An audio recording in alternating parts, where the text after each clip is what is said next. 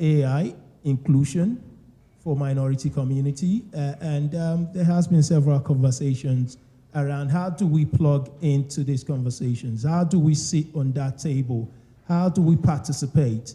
And I think this is one of the ways to do that, by having this convergence of experts and individuals who are willing to share their own technology journey and seeing how one another can actually learn from that journey and see how we can better ourselves with that journey and share best practice. Again, train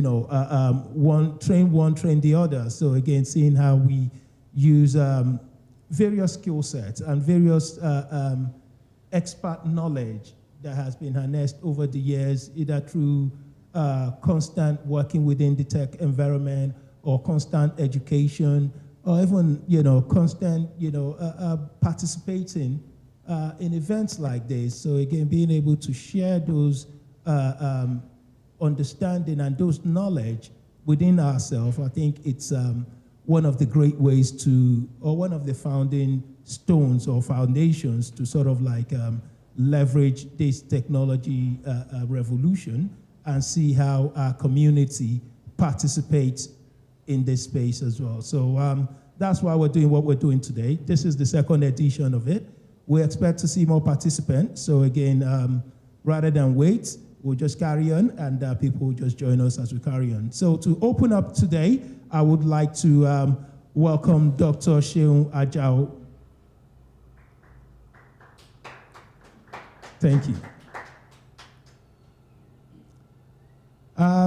Just a quick information on that. Dr. Seun Ajao was, I first met him last year, and since last year, it's been a fantastic relationship. And personally, I have the first summit. I learned quite a lot from him, and I'm looking to learn more and much more this time around as well. And that's why we've been able to bring him back.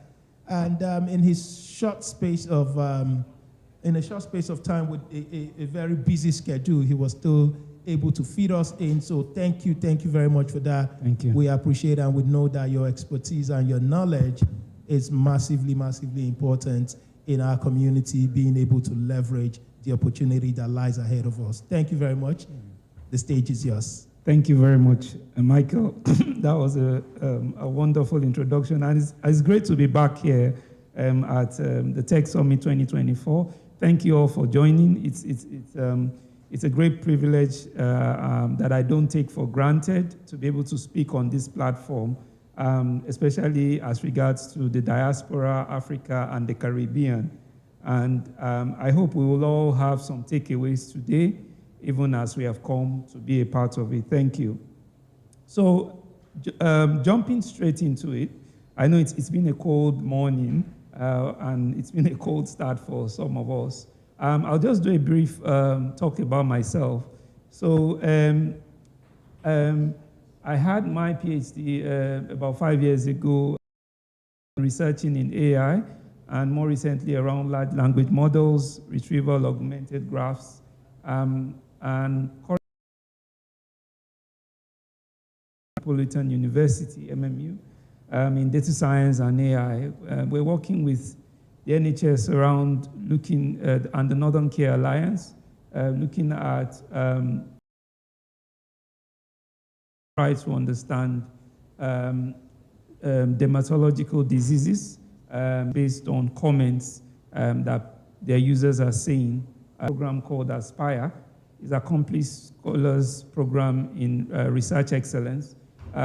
It's aimed at helping Black and African minority ethnic groups to move on to do PhDs and research careers. And also recently, I'm glad to be joining the advisory board of Adanian Labs UK. So it's a privilege. Thank you for having me. And thank you for, again, listening. So my journey in the UK basically has started about some 12 years ago, where I moved from University of Ulster in Belfast in Northern Ireland.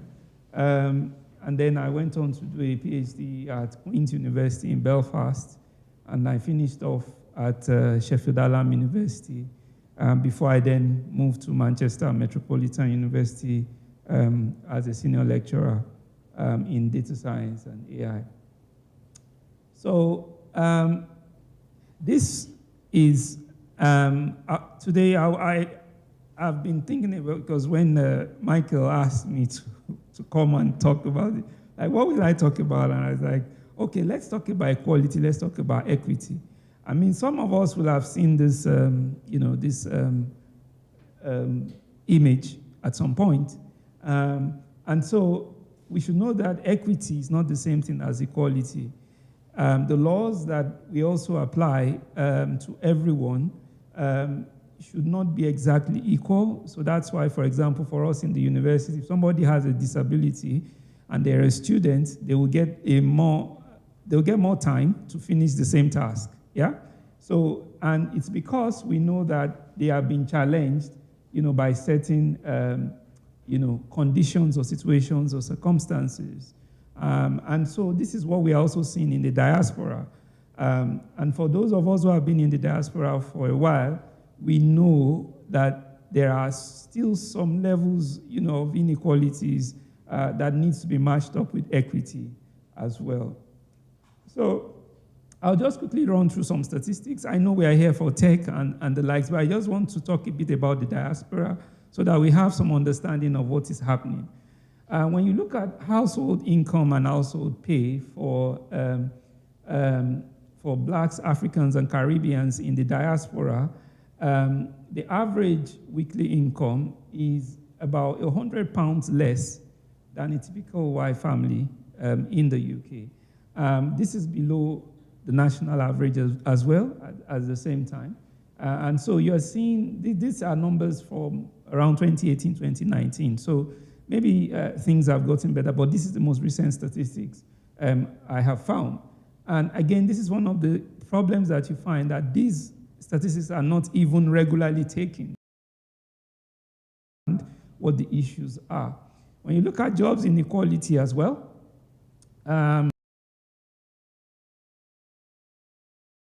you normally have employment rates 27% lower than their fellow will earn. This is 2022 data as well.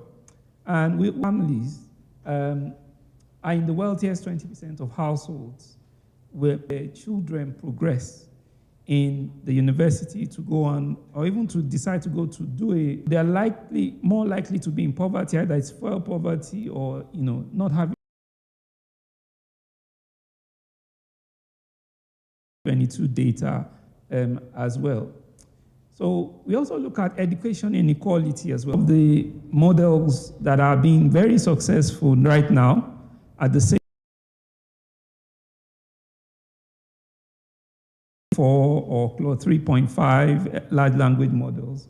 They are driven initially by people who have Black students that were funded by UKRI. UKRI is the largest, 1.2%. This was a study that was done, and a freedom of information request was made to these governments. And I know what it means. I paid for my PhD, and I paid £60,000 to get a degree with 3 letters. Yeah? So I know, because my PhD was not funded and I had to pay for it, but because I wanted to do research, I wanted to be in AI, I wanted to be in tech, how do we not discourage people from pursuing PhDs if there is no funding available to them? And so the government is trying to do something, but we are saying there is still more to be done. 13 projects were flagged up in 2018, 2019, and they are to encourage people to want to pursue these programs. How that is going, probably when the report comes down in maybe a year or so, we'll see how far that is going. But there is that inequality in the diaspora. What about health inequality at the same time as well? When we look at people who will eat 5 a day, yeah, in the UK,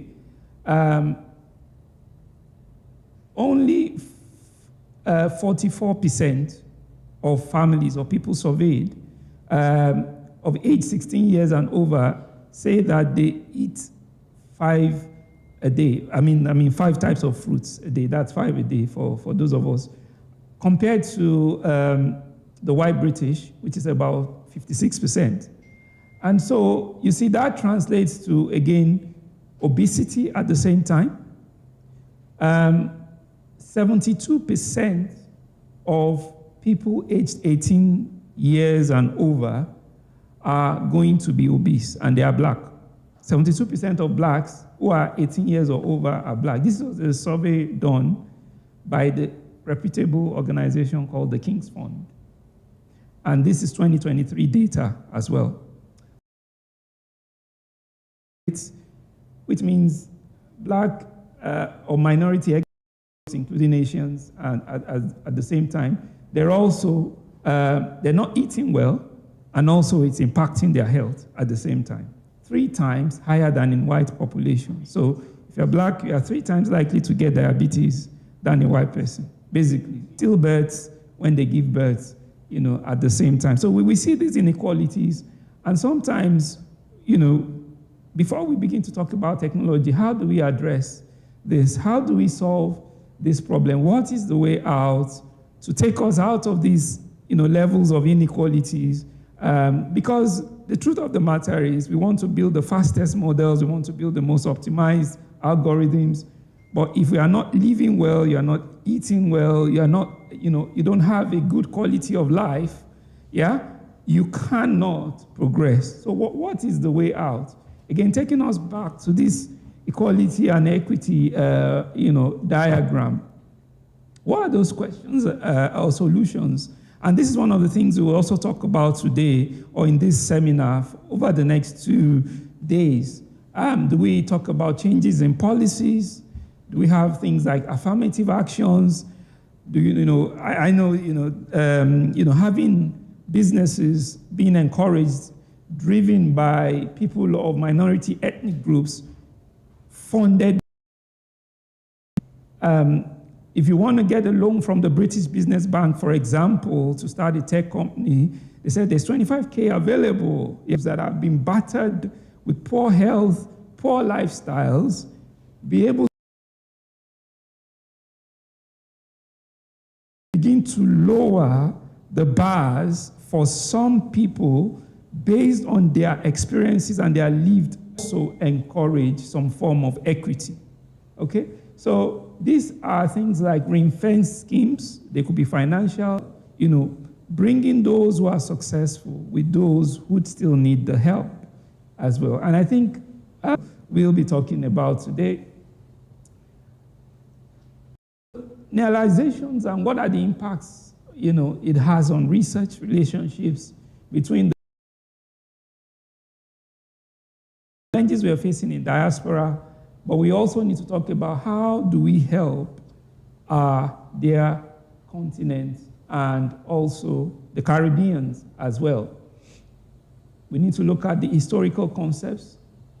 What are the expertise that we can draw from and share across these borders? We need to know that even though the average income of those in the diaspora is lower than the national average, it is definitely far higher than what obtains in Africa and, in the Caribbean. So how do we decolonize this international research collaboration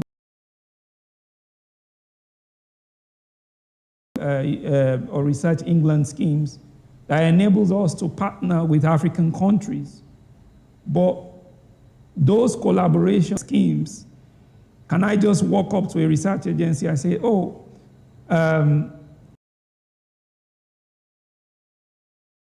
says they want to build this model to do A, B, C, D. I have the skills. How do we build capacity and ensure our policies are inclusive to help the other ones? So again, it's about making sure that policies are in place and ensuring that there is access as well at the same time. How do we ensure that there is representation in leadership, which is very part of the world?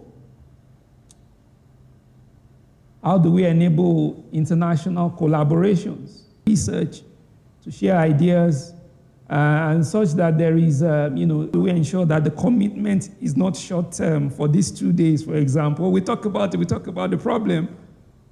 There must be a solution, policies and reforms that encourage this transformation across these borders as well. And also, we will talk about, the can be used to help impact either in the Caribbean or even in Africa. I was talking to my brother Wale there, and automation, and it does solve the problem. But even some of these automations are missing. So these are the things that I would like. It will not just be 2 days of talk, but somehow that will help, their continents and communities, both in the diaspora. Thank you.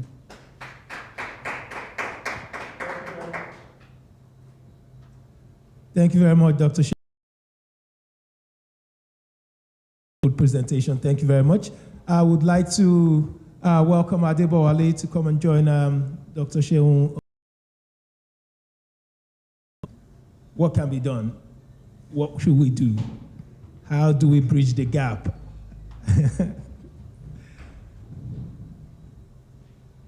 So thank you very much once again for the presentation.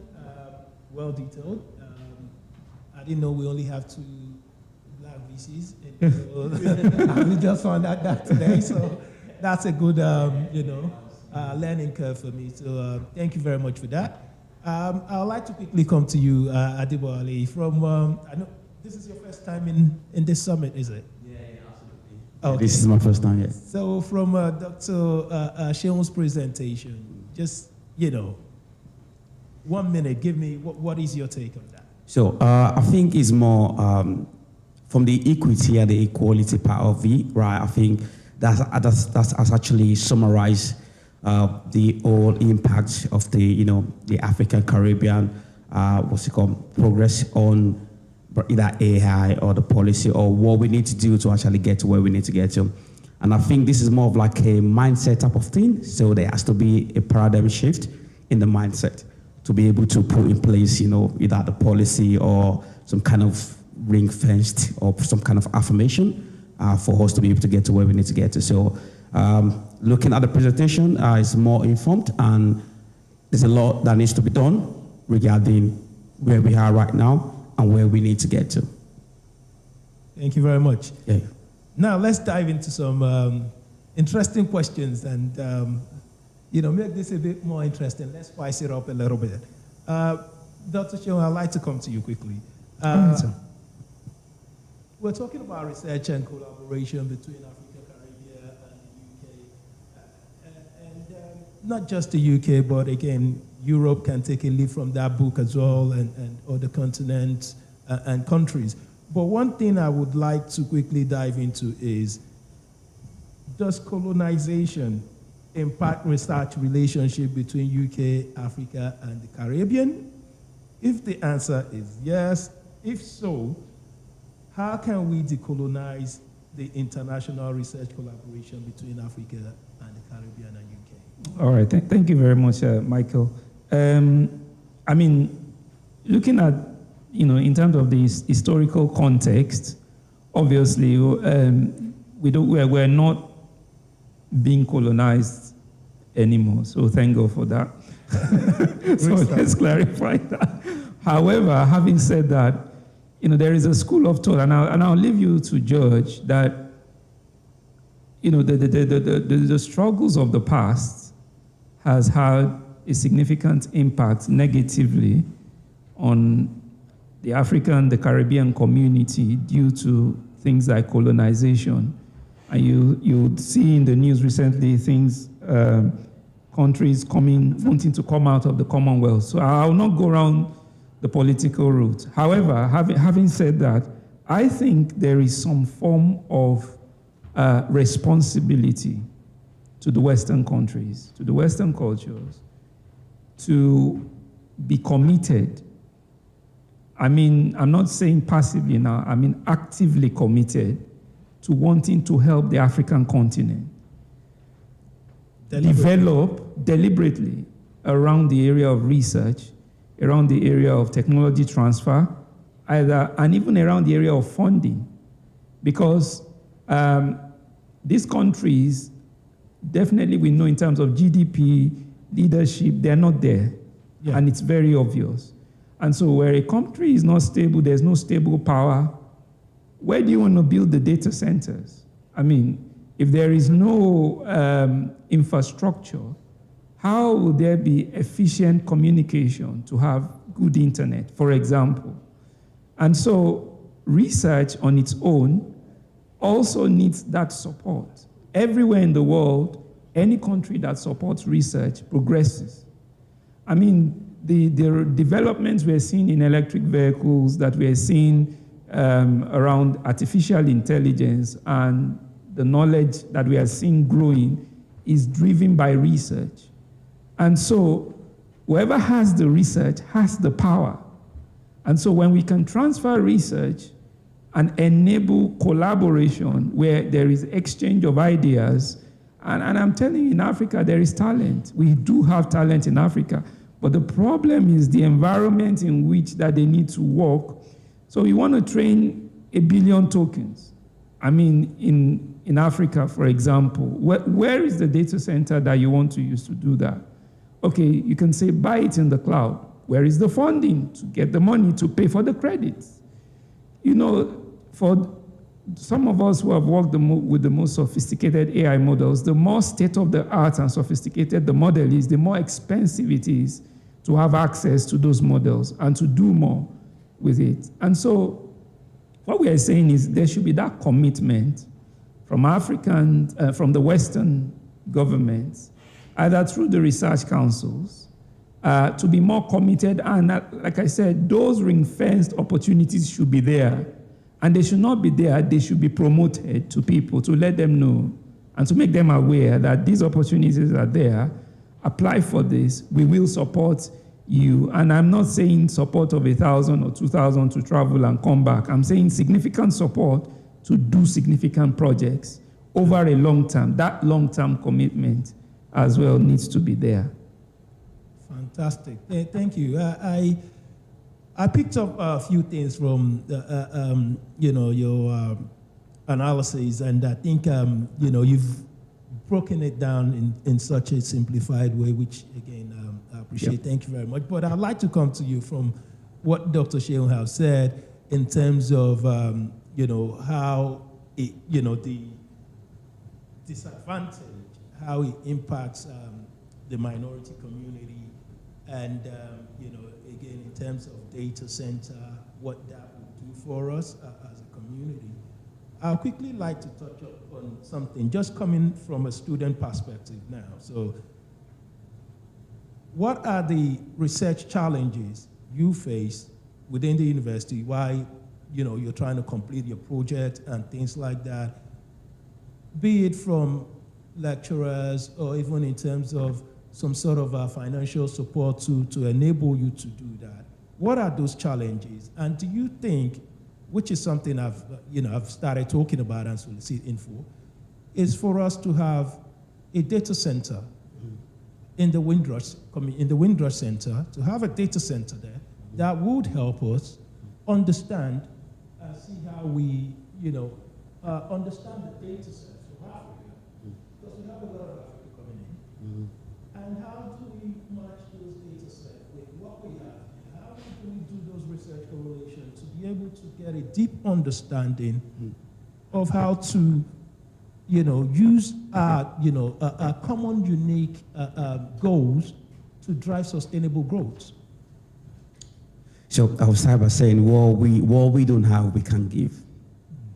So from the student perspective, right, in the uni, trying to do a research, what I'm definitely going to be looking out for, or probably what I should be looking out for, I might not be able to get them. It's two ways. Probably been thinking I can't access it, or probably me not having the knowledge of knowing how to access it. So now, if I cannot access it, how should I be able to access it? And if I don't have the knowledge, how should I be able to get the knowledge to access it? And I think that boy addressed what he was saying the other time, right? Okay, if you look at the aid from the Western countries to Africa, it's more always about financial aid, charity, right? It's more about, I give you food, which at the end of the day, probably You're gonna be hungry. I'm still going to be hungry, right? So for us to actually have that shift away from, I'm giving you food. If you look at what China does, right, they always go there and give proper infrastructure and transfer of knowledge. They're willing to do that. They want to do that. So how do we make sure that that happens in the Western world as well? And that stems from our leaders, right? Because they don't have it. Either they can't access the information or they don't have the knowledge of that information. So even if the help is going to be coming to them, they wouldn't know how to ask for the help or how they can actually access the help. So it stems from within. We need to get our house in order. So if they come in and say, no, I don't think we need this. This is what we need for us to actually, get to the next stage. And we're talking about power right now, the fact that the data center and all of that, right? So the impact of, okay, this is who you are, this is who you should be, has actually affected a lot. And as long as you don't know what you need to do or how to do it, there's no way I'm going to be able to transfer information to you, right? If you don't know what to do or the question you need to ask me to get what to do done, right? Is there going to be any sort of knowledge being transferred? No way. So I think, There's a gap. there is a big gap there. And we need to start looking, right? Because if you don't actually, let's say I'm trying to, develop a product right now. Before you start putting your fund as an investor, right? You're definitely going to be looking at the fact that, is this worth investing in? And that gap is there. So even if they want to come in, right, we start going back and say, I don't think this is what we need. Don't come here and give us aid. Come here, we need those knowledge. So if we're not requesting for it, they will still always come there and give you those aids. Hold that. 1 second. Hold that. Question for you. And I think Dr. Sheil touched up a little bit on it. Is the current international research policy, is it, for Africa and Caribbean, is it equitable at the moment? And if not, what are the involvement? What do we as a people, Africa, Caribbean, both in the continent and in diaspora, what do we need to do? Okay. To make, because again, like you said, that you can't just wait for somebody to do something for you.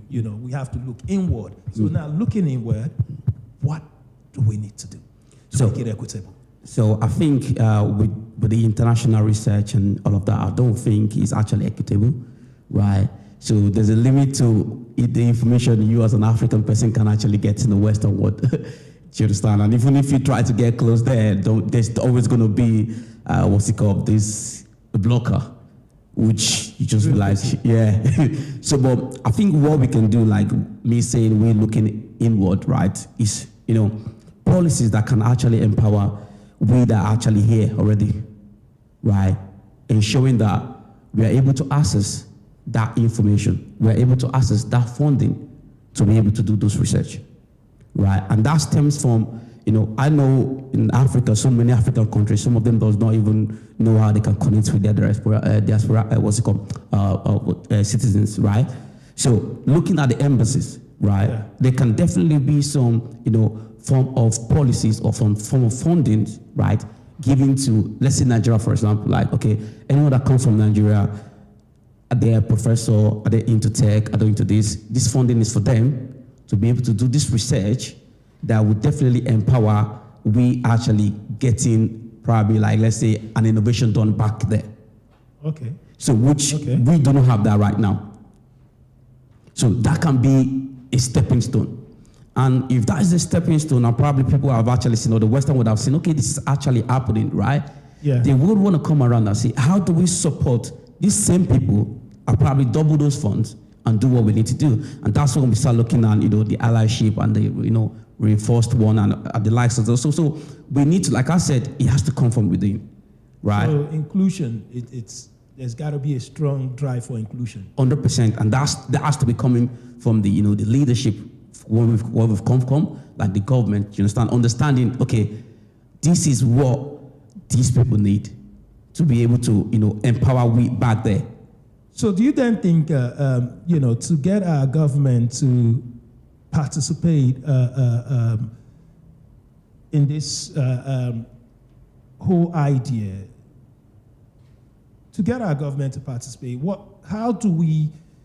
get our government to start participating or working with the UK government to, enable the environment to initiate strategies and innovation like you've just mentioned, what do we need to do?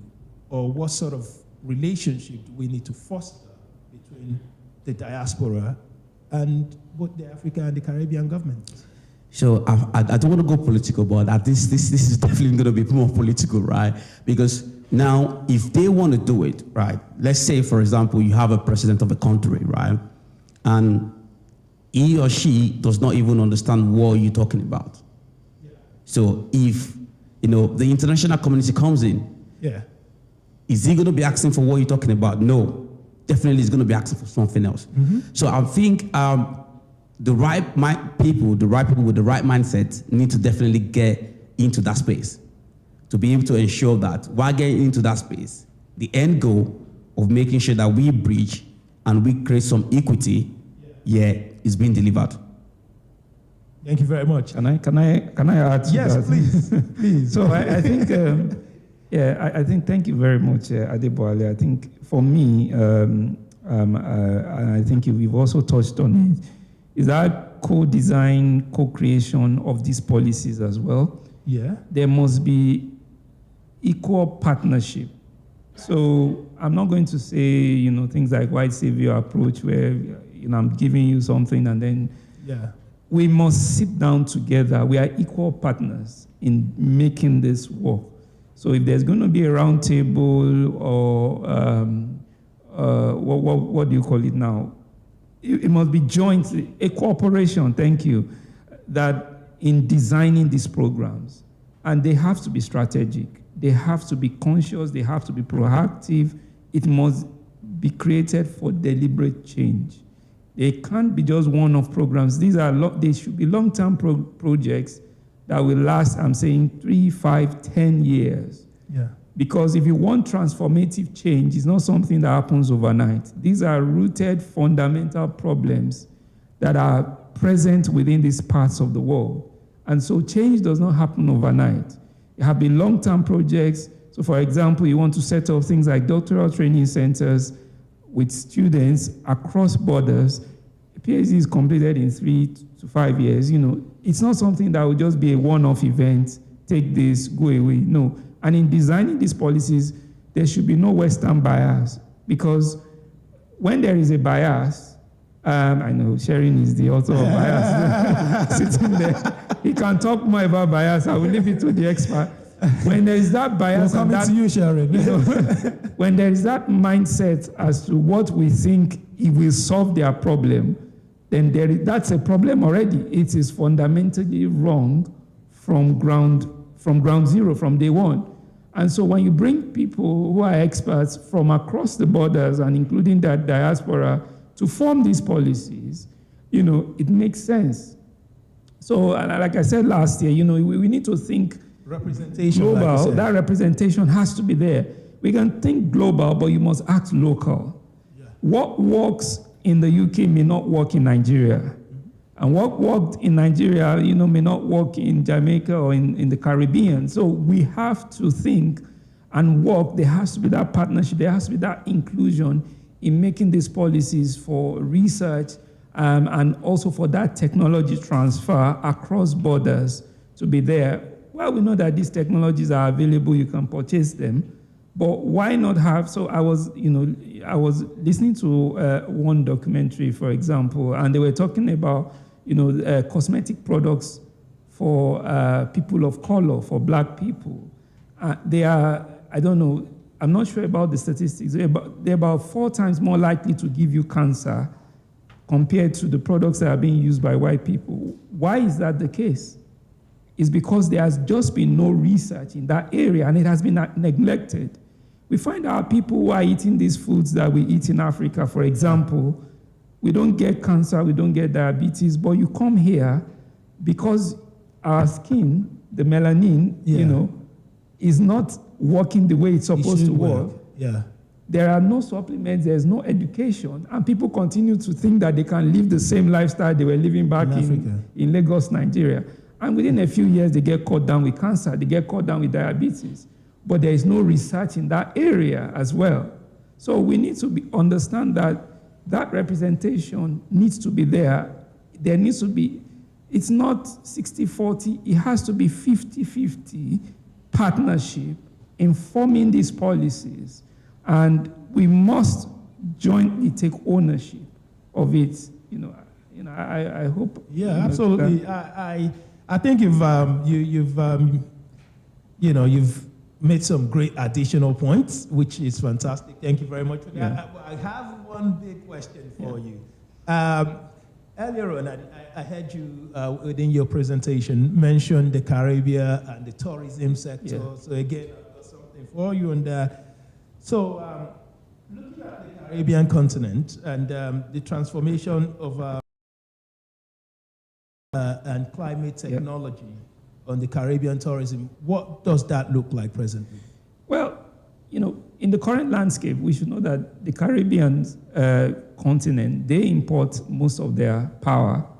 At the end of the day, what we need to look at, how can we use AI? Maybe not even AI, automation, technology broadly, to ensure that the tourism industry within the Caribbean grows. We need renewable energies, for example, which we have been using here in the UK and in other parts of the Western world. That technology transfer, working with companies and organizations that have successfully delivered it, and you will go hungry before 2 p.m., you'll say, where's the next fish?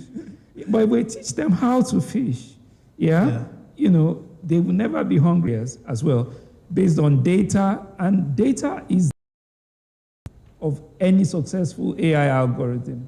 Yeah. Like I say, AI, a model is made up of data plus algorithm, RAG or whatever that we are pushing now. It's now the data, the quality of data. So we need to ensure that enough data is harnessed and data cannot be overemphasized. Yeah.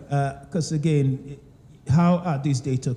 Absolutely agree with you. And the value, if we have a very well structured data, that I was like, okay, this is some good money here. Yeah, it is. So, and then if I just jump in, because they make GPUs, these high performing. And the Caribbean countries participate effectively in this revolution of data and technology. You must deliberately use the diaspora community to drive that growth. Yeah, and that's 100%. Without the diaspora community They will struggle. of those continents, you're just going to be reinventing the wheel that has never worked. And I think at the back of that, I just need to because I've said that before, right? If you keep giving me food, right? If I've got anything, should I say maybe I've got an idea or I've got something great to do, you just look at me and be like, am I not the one giving you food? So, what do you have to offer? Yeah. I put food on your table, right? But if we look beyond that and we start paying more attention, let's say, the Caribbean, the African countries, start paying more attention on their own key talent. Yeah. To be able to okay, now with the NVIDIA type of thing right now, it's going to be very hard for someone in Africa or Caribbean to actually get or even power a GPU, get it from US down to the Africa or to the Caribbean community back there, right? But absolutely, if we can actually get those funds to acquire them, right, power them, right, the climate adaptation, right, these are data that are definitely going to be collected over and over the years, right? the data are then, just sitting in some storage with no impact, right? Fine. If we want them to be impactful, then we start looking at, okay, putting more money on those talents that are from the Africa and the Caribbean to be able to come down there, right? Make use of these data, right? And provide some, transformative impact from those data. Because at the end of the day, if they can do that, you don't have to spend too much to actually do that. Because if you can do that, then that same data that you have is giving you the leverage and the power for the Western or some other countries to come in and say, you know what, you have what we need. Then they can be... Because they can save money as well. Yeah, they can be a collaboration, but not until then, right? We're just going to be doing it like we're not doing anything, and there's not going to be any collaboration, because the table, there's not going to be that equality that we're looking for. It's not going to be there, because even by our own, should I say, government or all of that, we'll be left behind. The talent, right? What you can do, we've been left behind. So if we're not being powered by people that we actually coming from, right? How do you want to question an outsider to power you? It's going to be very tough. Because again, if you it's important that you've mentioned.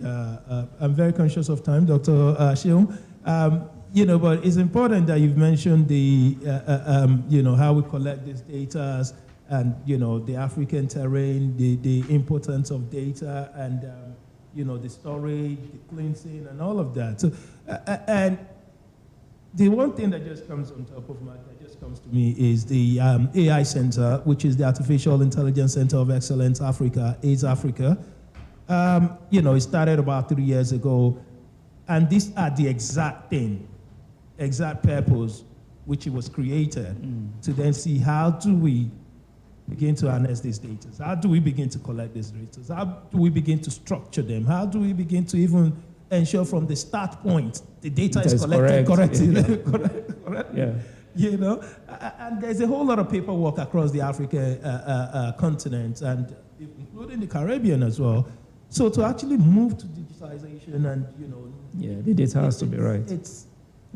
It's a lot, and I jump on meetings with them, and I think I'm going bored as a result of that, because sometimes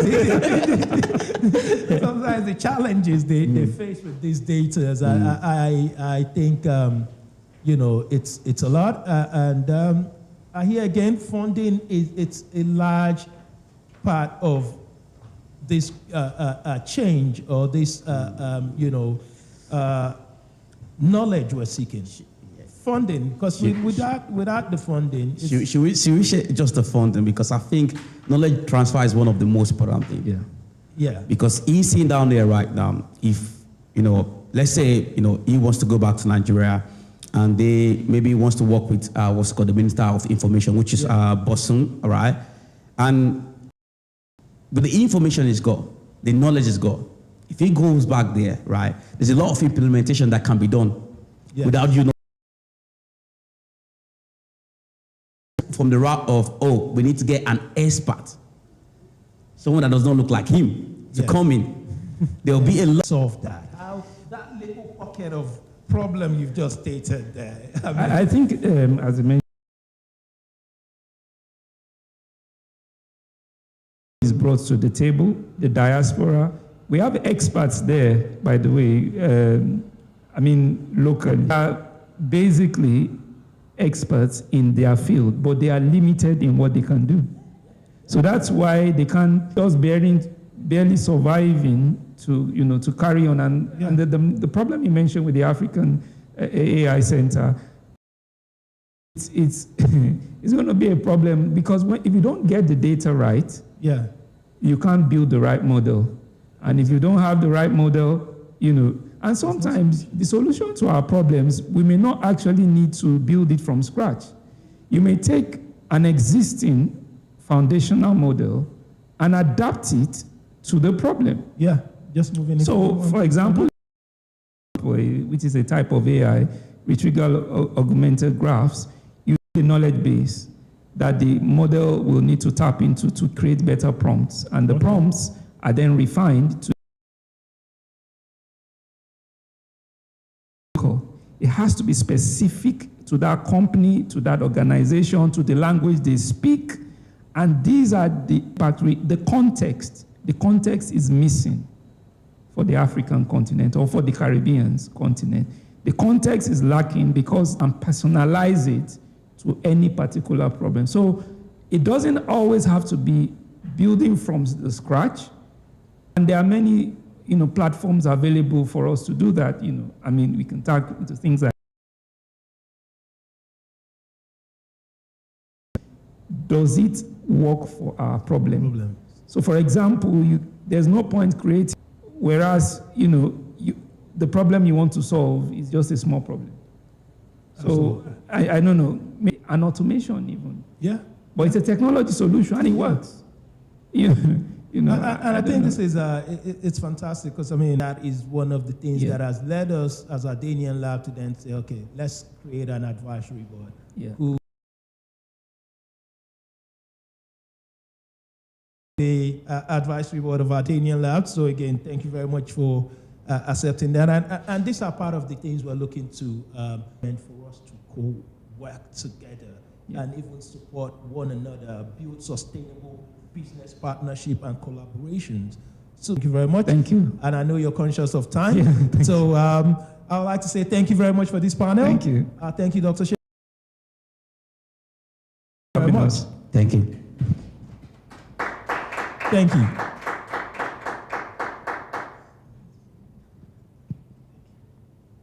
Joining. I know the weather wasn't that great this morning, so that could have been the reason for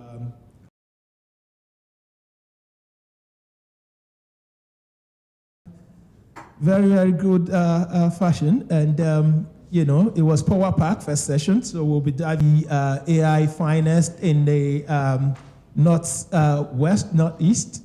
So again, all the way from Yorkshire. So thank you very much, Sharon. I'd like you to come up stage, and Sharon will be taking the talk.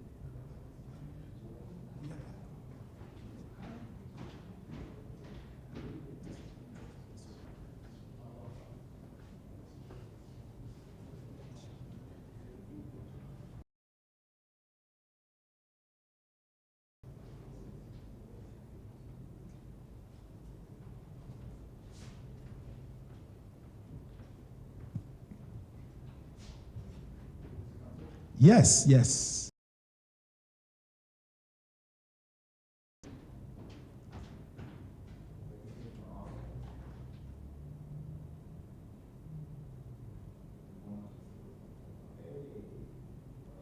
Technology, no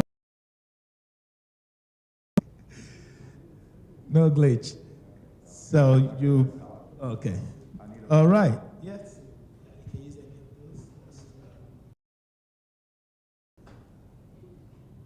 Life. Thank you very much. Thank you so much for having me. And I think the way Sean explained everything about diversity, equity, equality, and how things reflect in the minority and ethnic background is quite profound.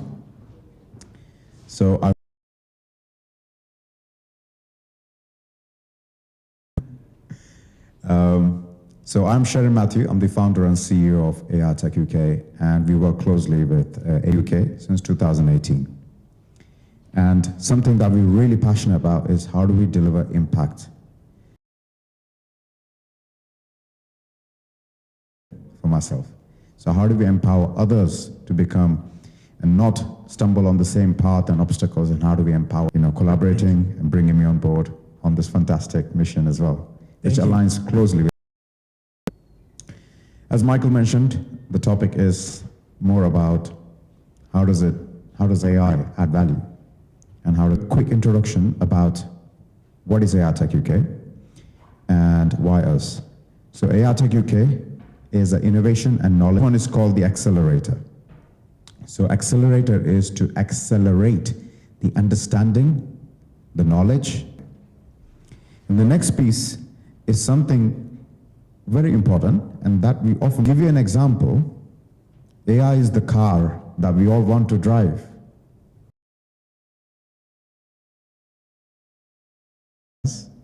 Has never been to a driving school. Correct? So if you want to drive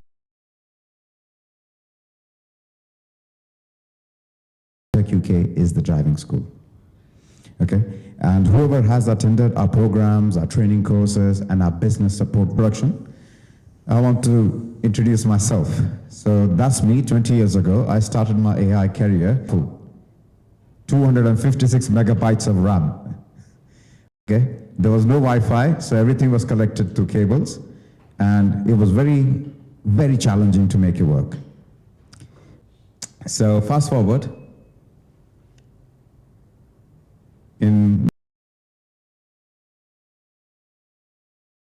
can see here, such as IBM, Microsoft, Fortune 500 companies, Information Commissioner's Office in the UK, which looks into the compliance and GDPR, and also with Ministry of Defense and various other bodies. So I am a practitioner. Yeah, I built it, broken it, made it compliant, and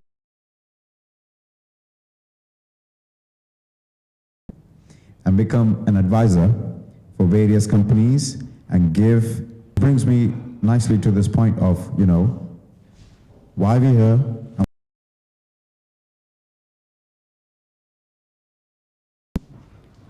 If you're looking for transformation, what are any guesses? Yeah. Mindset. So the first one, thank you for answering, but the first one, you can say leadership. You can say mind to do with it. You won't be able to get money or create an environment or have the strategy to drive that, okay? So lack of knowledge, the top-down knowledge. So top-down knowledge becomes a big problem, which kind of in simple words is a leadership problem. Next thing is for innovation and economy growth, talent, all of this comes into play, okay? So that's the second part of the problem. Guess what's the third part of the finance? Yeah, it kind of goes in management as well, okay? I would say, is not knowing the risk, not knowing the compliance, not knowing the governance of what to do, how to do, and how to really see it through becomes a challenge.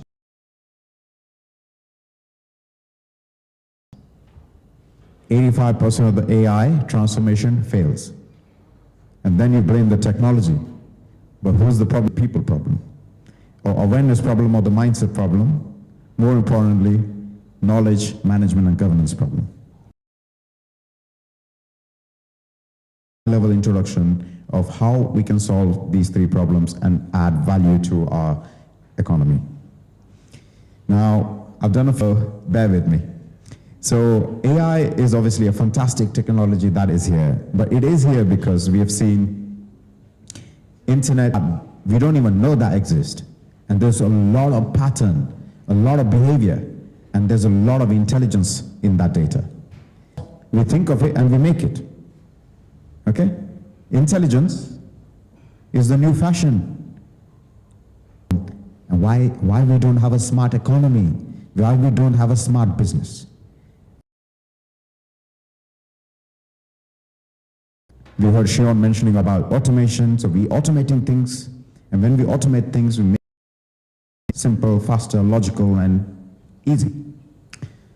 Lastly, internet is there at a very high speed, so all of this results into what I call convergence. In other words, it is Industry 4.0. So we want leaders of institutes who can transform and come up with something new. And what they don't realize, we're basically building, okay? So just like we did software transformation, this is the new transformation. I have this quick video which I'll play, which shows the impact of technology across anywhere where we see repeated process.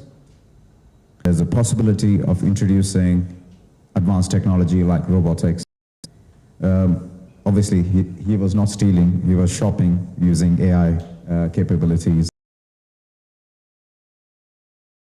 There in not just advanced tech manufacturing, but also there in healthcare, it's in the body, outside the body, around the body, to do things better and easier, in an easy manner. AI is generating to certain senses to help us come up with better ideas, better structures, better design. So AI will reduce a lot of cost across business operations and processes. Digital twin with AI can simulate what the city will look like, what our future will integrate it into your business process or your system. Okay? Smarter chatbot, not just any chatbot, overcoming the barrier, connecting to the database, talking and engaging with customers directly or users directly. How does it impact each and every one of us? So if I may request everyone, let's do this little exercise, region. And this will give you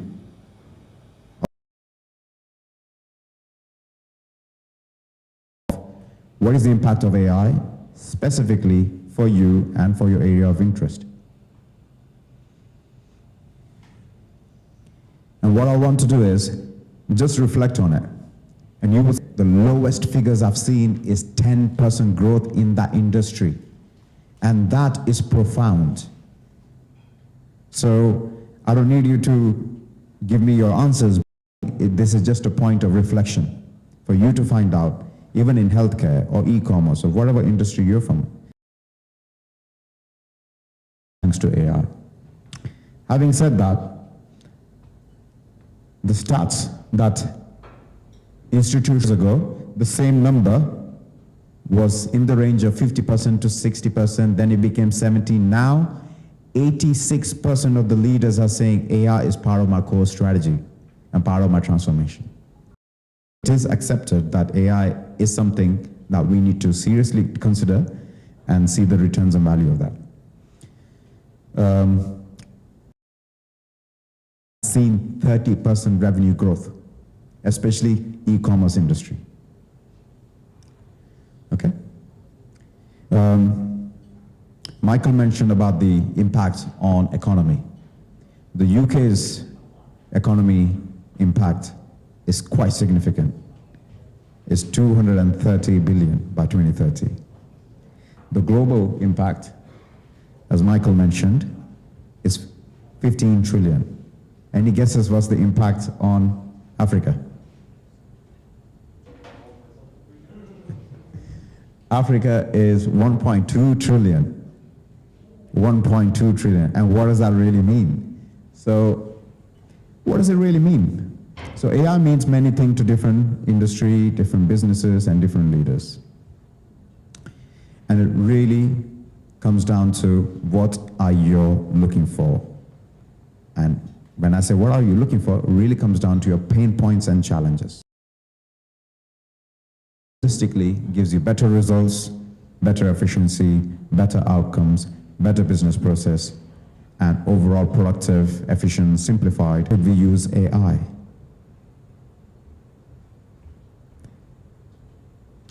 When should we use AI? We should use AI when we're trying to do the wrong thing, the wrong way. Okay? We're losing value.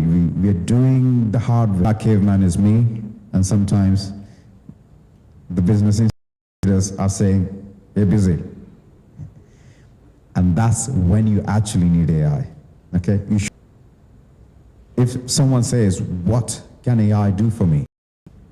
In simple terms, AI transformation is to simplify painful things, optimize what you're currently doing, citizens. So when I did a quick research, I've seen and obviously shared the data earlier, but sectors impacts how we use language,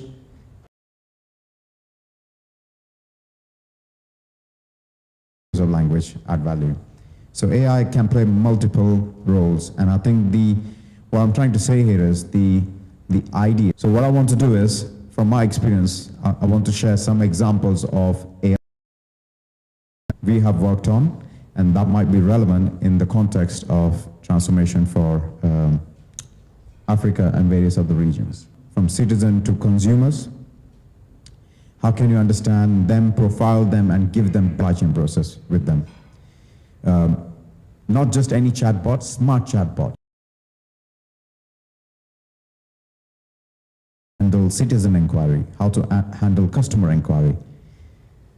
Understanding things from a business point of view, you're getting more customers and revenue as byproduct. Next one is understanding the behavior and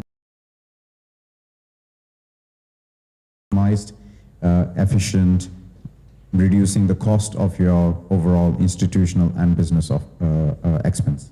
At the carbon footprint as well. So if you're reducing the resource utilization or optimizing, and this is end-to-end, by the way, not just one-off, this is end-to-end. Systems, so AI can play a significant role in those areas and applications as well. Rushing through the knowledge part, so it was more about the awareness of what AI transformation could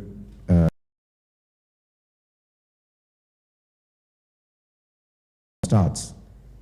I'm sure when you started your driving journey, you know, when you start and you got your first car, it was not that easy, right? Getting in your first car and just starting to drive. A theory exam. So you need to know theory. So theory is what we just did. Then you do the next interesting thing, which is you go for some lessons. Okay? 10, 20, whatever. You go for lessons, and in these lessons, you learn how to manage a car. You know what it is. You know what steering is, and you know what brake indicator means. Until that point, you have not sat in a car and imagine what business. Yeah, I'm going to sit in this, I'm going to drive, I'm going to race, and guess what? I don't know the roads, I don't know the regulations, and I'm going to risk it. What happens? A car crash. And that's the reality. And that's why I said 85% of the AI projects fail, because they don't know how to manage, they don't know how to govern. So management is absolutely critical. And how do we get started? Now, I can't give the whole management lesson here, but there is 7 key elements of it. And sometimes the seven stages are not clear to many business leaders, to AI managers, and even to data engineers. So first step from a transformation point of view is understanding what you're trying to do and why you're trying to do. So drivers and discovering where you are in your digital journey, okay? Like Shion mentioned, do you have data? Data you can't transform, okay? If you don't have a problem statement, you can't. So drivers and discovery of where you are is very important. Then comes the standard stuff. End users are aware of it. Your internal users are aware of it. How do you your data? So change management is absolutely critical to drive change, because as I said, the problem is not technology, it's manner. Which leads into the last 2 points, how you do the due diligence and deploy this in the real world. And you're going to do the AI transformation the right way, quickly, safely, and in a cost-effective way. People complain, AI is very expensive technology. Yeah, because you're doing it wrong. If you know the recipe, you cook it right. If you don't know the recipe, you're going to make mistakes, and after 10 attempts, you're like, oh, it was a very expensive dish. Yeah? So when people say it is an expensive, complex technology, yes, absolutely right.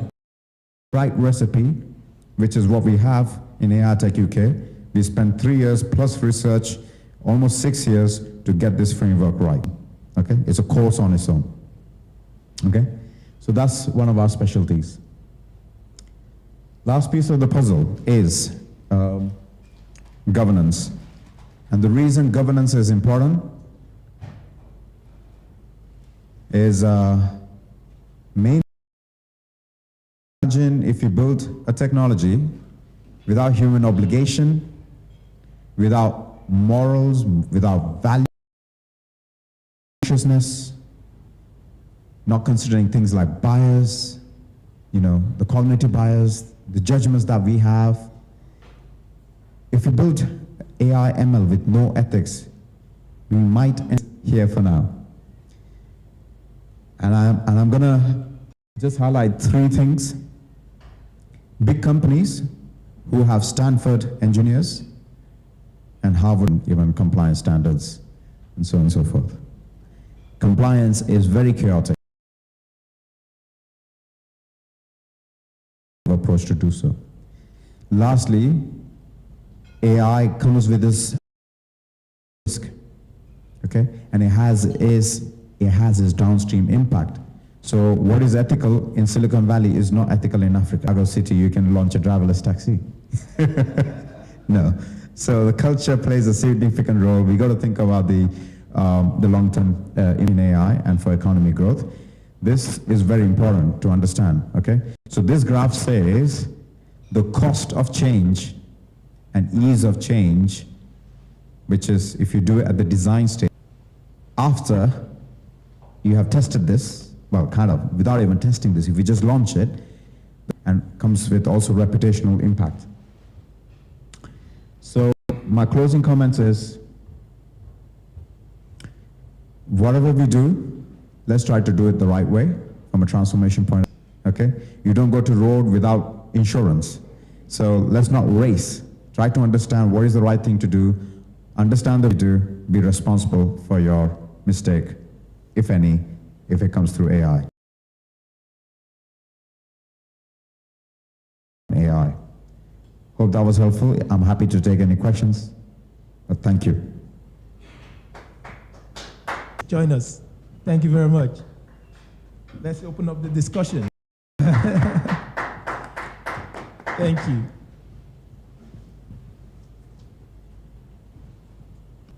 Thank you. Thank you, thank you. Thank you very much. So again, it wasn't an easy journey, but thank you very much for making it down here. And I hope it's not too cold here in the north. But no, it's a pleasure. Thanks for having me. So funnily enough, I schooled in Manchester. In fact, my good friend Otis, we went to school together. He's my classmate.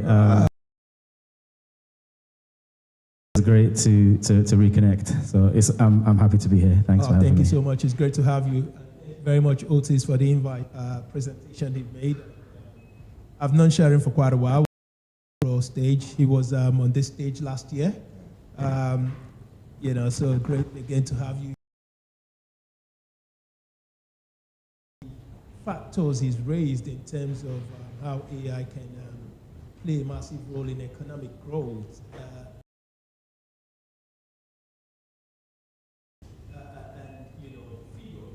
But then if we look at where AI is right now and the gap and the disadvantage as a result, how feasible is it from your own standpoint? How feasible is it,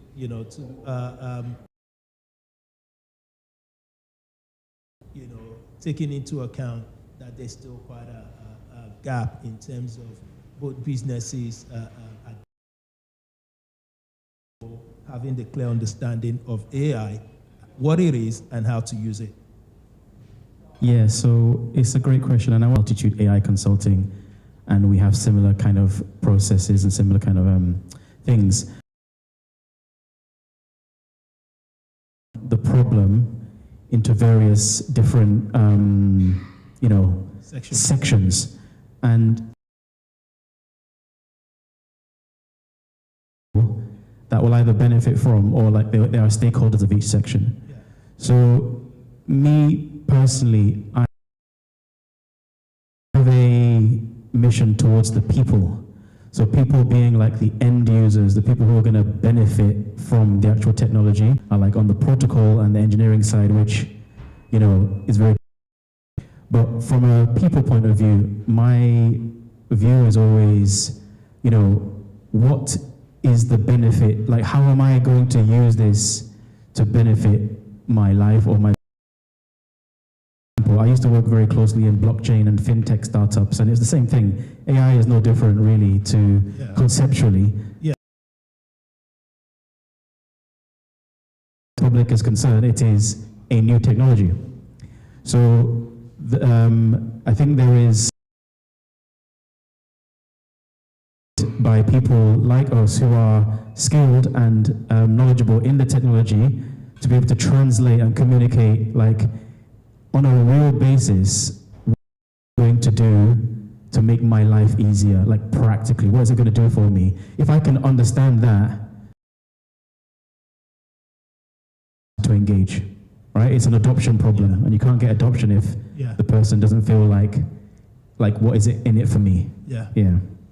So it's all about purpose. There's got to be, when you say what is in it for me, so what's the purpose of me doing this thing? So what do I get out of it? Exactly. And I know you're quite big on strategies. So I know that's what.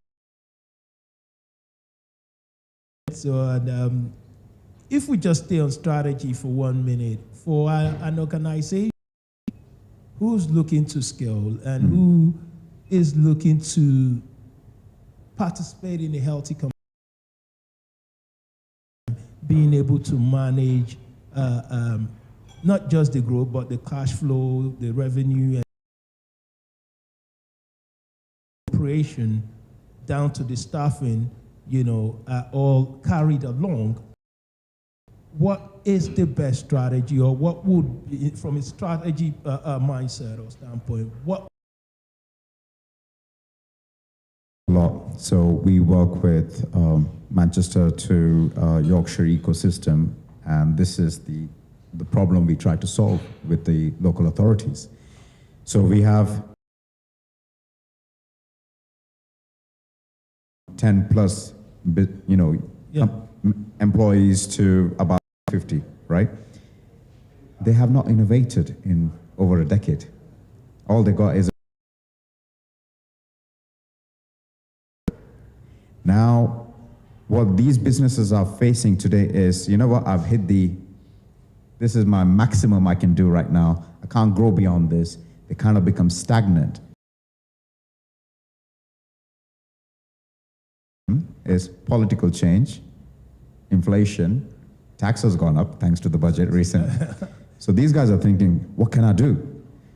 And they haven't thought of, when I had website software. And what businesses don't see is everything that they do from start to end, from customers all the way to delivery, okay? Engagement side of things, element of AI that can add value, reduce some of the cost, and also add value by bringing operations. People are still doing things on paper, Excel spreadsheet, and using 10 different systems from here, from there, and anything. Yeah. So they're doing things in a very old school way, right? Yeah. Silos. Yeah.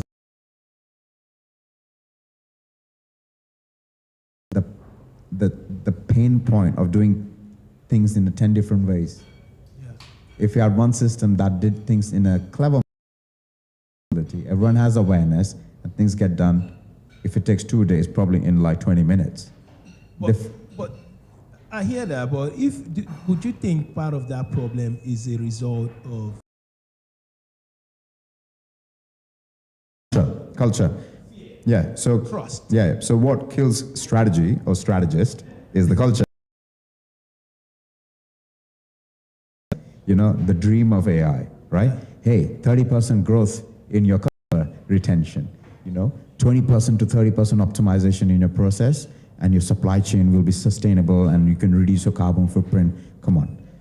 all you have to do is AI transformation. They're like, you know, and that's where the problem starts. So for me, going back to the first point, how the business will evolve, they don't have the 5-year vision with AI or 2-year vision. Yeah. The culture. So I was gonna, sorry, I just wanted to add to that point. I agree completely, and technology, but actually the problem we face is not a technology problem. It's a fear problem, and it's really how can I adapt, or how can, so us as the consultants in this kind of field, our challenge first is our minds. So it's a transformation, you know, and what I found with this is sometimes we are, so I know that this AI and this technology is like, it's going to solve the problem for you like 30 years down the line.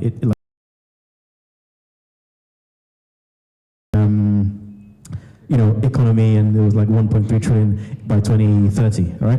We know this. Yeah. But to someone today, right now, like they're not thinking in those terms. They're thinking about, you know, I'm here from 9, I'm finishing at 5, I need to go home, dinner out. I'm not thinking about, changing in my life. I'm not thinking about all that kind of stuff. So it's like, how do we address the real human transformation, and what can I do to introduce benefits to you on a piecemeal basis to take, then you realize, oh, okay, yeah, this is all right. Actually, keep going. Then you now have the headspace to think about, oh, wait, you mentioned about this AI thing, tell me more about it, and then you have the ability to go deeper.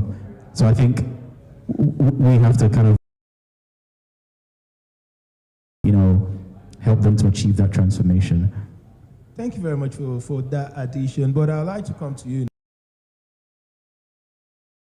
into account, and you know what Sharon has said as well in terms of where the bottlenecks are, where the challenges are. Now, what do you think from a government, from a social corporate organizations who feel they have a part to play? What do you think? What need to put together to get that interest from people, to get people to sort of like be more acceptant and participate more in the revolution and the rest of the smart intelligent technologies around? Yeah. So I think that governments, so they are looking at these, analyses, and they can see 2030, something now, then our next generation, our future is going to be impacted. So I think investing is a great thing for governments to do. Invest in the education, invest in, having the right organization, skill and capability to put programs together, because education, knowledge, so it's more like, what can we put in place now to ensure that the future, is a core parts of the curriculum at school. Make it a core part of, culture in organizations, and maybe in other reasons for people to take it up, other than the fact that, technology is this great thing. Like, really give them an incentive, having that long-term view. I'd quickly like to come to you around education. I know you do a lot of stuff in that field as well. Yeah. Looking at the trend of AI presently, AI, again, there's no AI without education, and there's no education without knowledge. So, AI needs a lot of education, which involves around knowledge. What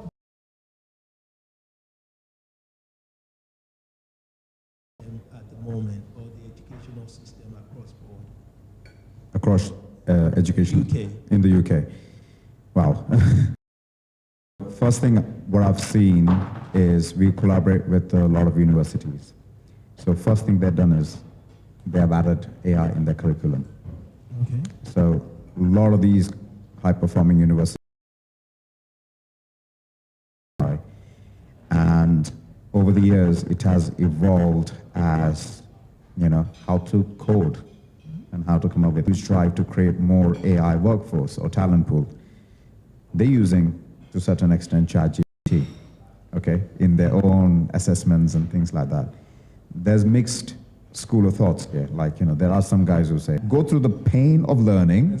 Yeah, and you probably heard of the saying, I'm a very old school guy, easy come, easy go. So if you, if you click something and just you get an essay written for you, is not there sometimes. But at the same time, it is augmenting the research side of things. You know, you're getting the research and outcomes and, you know, certain things. I know some PhD guys were spending years to do something in a few months. So it has saving time for them, but then has the quality of the knowledge and you can do 10 PhDs in a year when it takes, you know, traditional. So that is still questionable. Other thing we're seeing is there is a huge gap, despite having all of this, there's a huge gap in how to really apply that. ChatGPT can tell you to do it. Yeah. So applied AI is what's missing. What I didn't mention from AI Tech UK and from a knowledge point of view is we are UK approved training provider. We are BCS accredited. And this accreditation comes when you show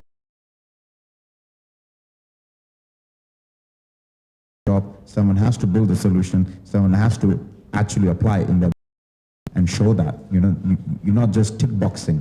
Yeah. You could go to Udemy or Coursera and edX and just, you know, sit there for a few hours and become an AI expert, technically speaking. Come up with 3, 4, 7. But when you are put in front of customers, they don't know where to start. They don't know how to think from an AI point of view. And that's where the problem lies. Universities are churning out graduates who are not real-world implementation ready. And that is probably a bigger. Thank you. With regard to you, Bolaji, you did mention about incentive. What sort of, or how do you think the government can incentivize, you know, the AI adoption, further create or to further enhance participation? Yeah, I mean, I guess is one thing. I also think, you know, subsidies, because when you get into the economy, you know, the fees that you pay at the protocol and the infrastructure level, you know, some of these things could be support on that way, in that way. But I think, you know, general like advocacy, the rewards in terms of like making it having more accredited programs, because these are the things that from the general public point of view, if I can say, okay, I have something that, you know, it's on my CV, and because I've done that, it can help my earning potential to increase, then, you know, I'm going to be incentivized to do that. So we're looking at really on the real practical level, you know, will encourage the general public to do so. I do think, just complete segue, potential and that things of that nature, it's a great time for technology and for people who are coming up to be incentivized to be in the technology side. So, like, when I'm with the way things have changed, you know, there's Silicon Valley, there's Elon Musk, there's Marvel and Iron Man. You know, more of that would definitely help to incentivize people to just, take it in, take it on. It's what sports used to be before. Now, No. new rock star type of thing. Yeah. Absolutely. Well said. Thank you for that. I'll just want to add on to that, just quickly. Because we work with, the government afraid of technology. We overcome that with more fear, saying, don't do it. West. It's worse. If you don't do it, that business there will do it. That business over there in London will do it. Or the large corporation will do it and take over. Because, there's only finite number of customers in the world, right? And if you better be you. Well, do it. Yeah. Right. So no one wants to get left behind, right? Exactly. Yeah. So we use an element of fear as well, but that is from a competition point of view.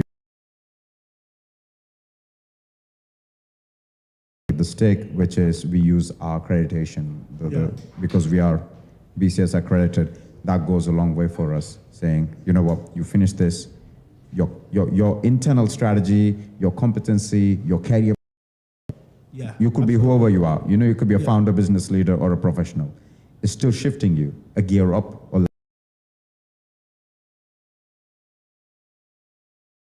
building robustness and economy growth. So we talk the policy language with the local bodies. Great stuff. I'd like to come to the impact of AI in the Caribbean continent, because if you look at, so what would be the impact of AI, and how would AI help the Caribbean ecosystem grow outside of just tourism? Because it looks as if they have a stagnant, only moving thing. It's just the tourism aspect of it, but other sectors has to be developed. They have to continent or for such an ecosystem. Yeah, we have a similar problem with some of our councils that we work with. Okay, small councils, stagnant, and AI actually is such a powerful technology where it is about thinking big. So if you think tourism, I make my tourism bigger, okay? If there is a tourism department, all they have to do is AI, marketing, program, project, or funding into it. And what's stopping from these ads going global, okay? And manage and highlighting those businesses globally. So really maximizing your strength. If you are even as simple as a small, a cigar manufacturer. Yeah, in Caribbean, right? Or let's say, or export of, exquisite, or whatever. It's about putting yourself out there on a global market, and AI is the tool to maximize their strength. Just with chatbots or ads that can be customized through, say AI capabilities and content that they can generate. They can create videos, promo materials, and really highlight Caribbean island doing all these amazing things. Absolutely. And make it accessible to the rest of the world. And AI can really often say, when you start your AI journey, don't think about small problem. Think as a. So when you think of big opportunity, it solves one interesting problem that Shion mentioned earlier, which is data.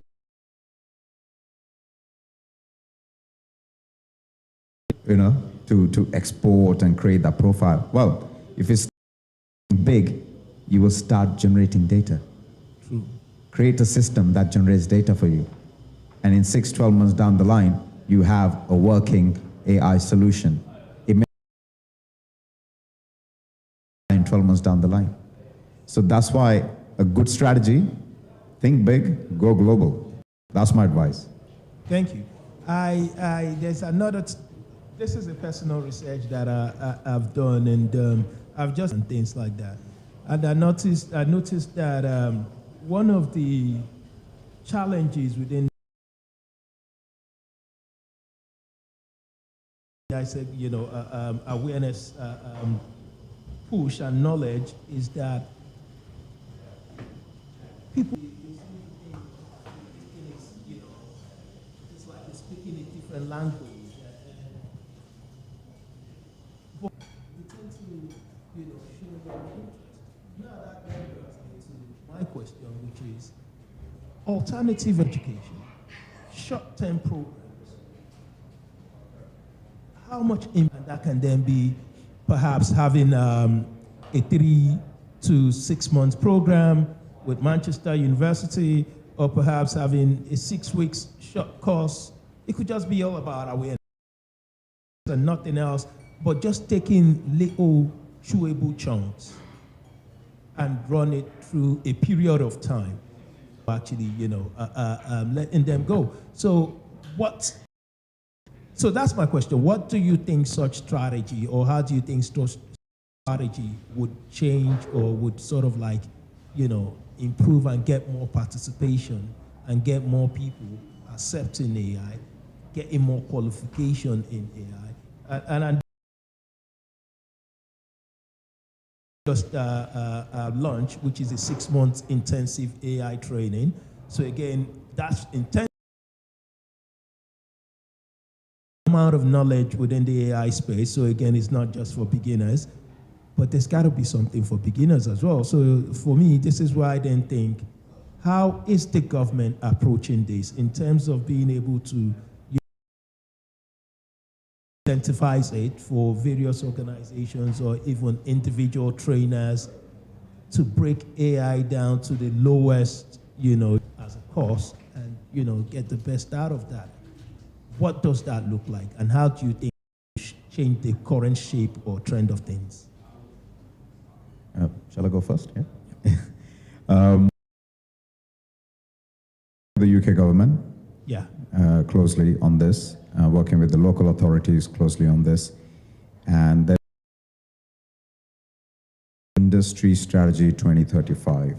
Yeah. And it is how innovation is applied across all the industries. That is manufacturing to healthcare to finance, legal, creative.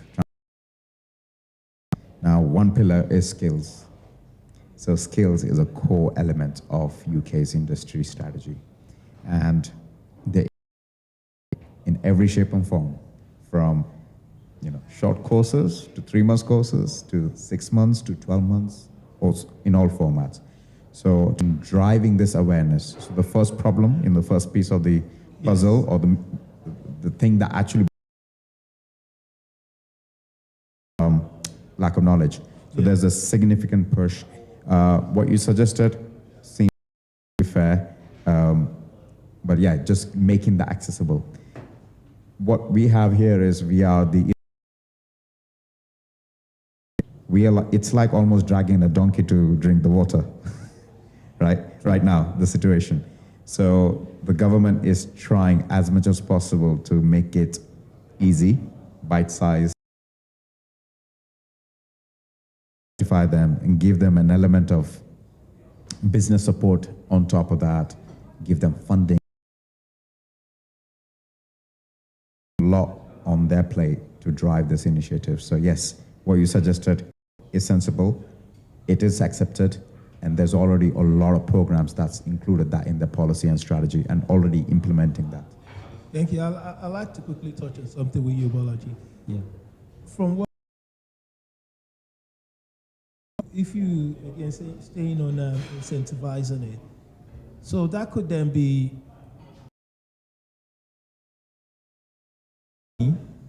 but they're not willing to make the payment with their money simply because they've not quite understand the value.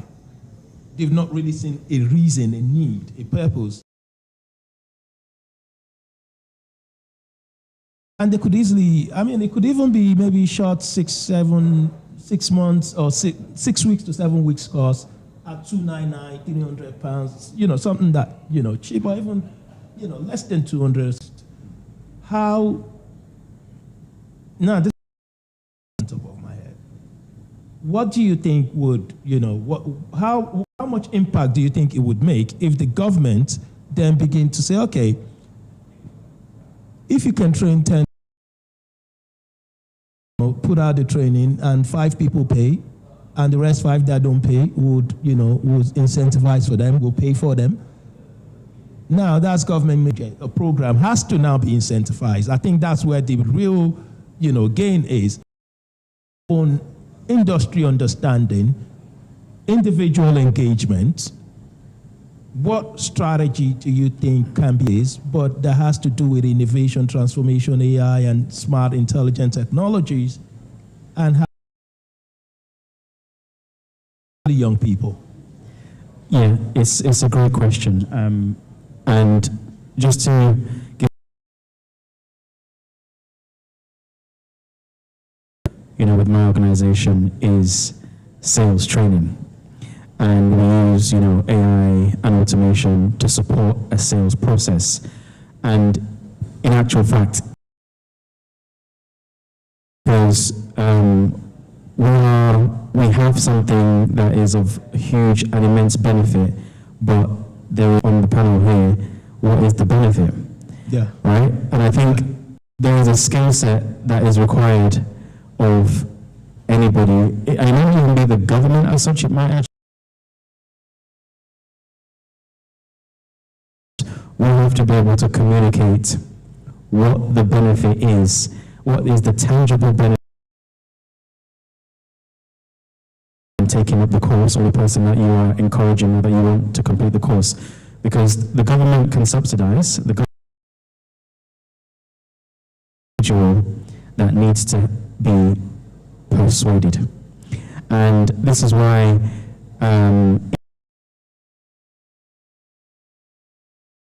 in the shoes of whoever it is, whoever is the persona that we want to take up the course and to get the I think we're onto something, but we also cannot articulate that if we haven't, as the saying goes, walk a mile in somebody's shoes. We have to really know, we use this term pain points, right? But what actually, we've mentioned on one hand, there's the fear, right? So we can see the fear, but if you don't do this, then okay, big issue is going to happen. What is the destination that we're going to take you to as a result of going through this AI problem? And the thing is, studied correctly and done our research, there is a destination that you can articulate to them that will, almost like lock and key, you'll be able to articulate it. But I feel like, again, this isn't an AI problem. This is a digital transformation and innovation, discussion. Yeah. Today it's AI. Yeah. Everything that, right? We had so it's we come level. Do we aspire for more? Do we aspire for improvement, or are we accepting of status quo? Right? Because ultimately all AI is doing is just making something that you're doing today better. But you have to have the design yet educated enough to have the vision of what better actually looks like. Mentioning technology at once, you can do it without mentioning anything technical. And I think when you can the skill of communicating the benefit without mentioning any of the buzzwords, then I think that's when you kind of have, that's when you... Yeah, thank you very much. Quick one line on that. The problem with AI is it's artificial intelligence. Okay. First, you need to understand what is intelligence. And intelligence is, in a layman term, a bit of advanced common sense. Yeah. Right? And which is not common. Now, let's go back 50, 60, or let's go 100 years ago, right? Yeah. We're seeing all these. No. Right? That's a huge industrial revolution, right there, right? The thing is, you can see what it. Yeah. You see it physically, okay? So we accepted it and took a while for everyone to say, oh yeah, cars make sense, yeah? And paperless. Yeah. but they could see it. They could see how software works. Yeah? Internet made software faster and accessible, and software as a service and all that. I can see it, but intelligence is. I can see it, but intelligence is invisible. Yes. So when we start talking about, without talking about, what is it? What is it? Every time I go, someone is also be specific. I'm like, geez, how can it be specific when it is an invisible thing which you can't see yet? You can only feel it. Your business will see it as an invisible impact with operations. It's sat under your software. And that is one of the barriers, not quantifiable yet until they see, my neighbor over there got 30% more customers. How did he sell more fish than I did? Exactly. Then it's AI. I think that would make drive the general public and individuals or businesses. Sorry, it's a bit dramatic. I think that is a good example to call on engineering. Like nobody cares. Really. I think the terminology scares people. The terminology scares people. But if you do explain it by saying, okay, like you said, more sales, 300% more increase in this, and that's if you're talking about it from you're helping a business to make sense. You'll get to where you're going quicker. You're going to save money.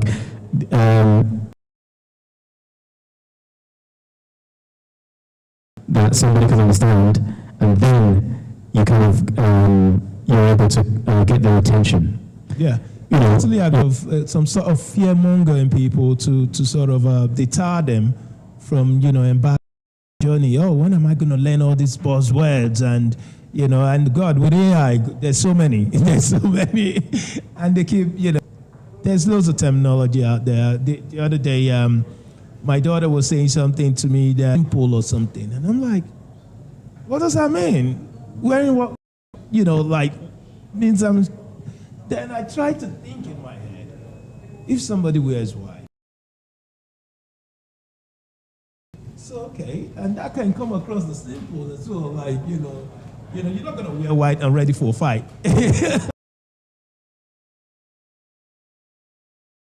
Terminology is out there, but it's all about, again, I hear what you say, and sharing as well, it's all about how do we break them down into understandable chunk that businesses can buy into, an individual to better themselves and develop their life and their community. Guys, feel free if you want tea, coffee, me here, while we drive into the final star session, which is going to be led by Bola. A quick lowdown on what the topic is. The topic is, you get to see that, I'm not sure because I knew you were traveling, I don't know if you get to go through the topic before, but it's all about policy Arabian countries. So if you just want to take 5 minutes to just, first of all, address that before we then get into the discussion with the panel. Okay. Is that okay? Yeah. Do you want me to go through the question again, the topic again? Okay, yeah, awesome. So I have an example of where my perspective comes from. So this year, quite a bit of work in Africa. So I actually traveled to Nigeria, and really sat down with entrepreneurs, business owners of the lay of the land and the scope of things. And I actually spoke at a conference, sort of like tech festival. And there's a couple of themes. Now, one of the themes in the large language models is right now in the AI world. So I'll just give you a case in point. If you were to search or any other generative AI tool and you were to say, give me an image of like,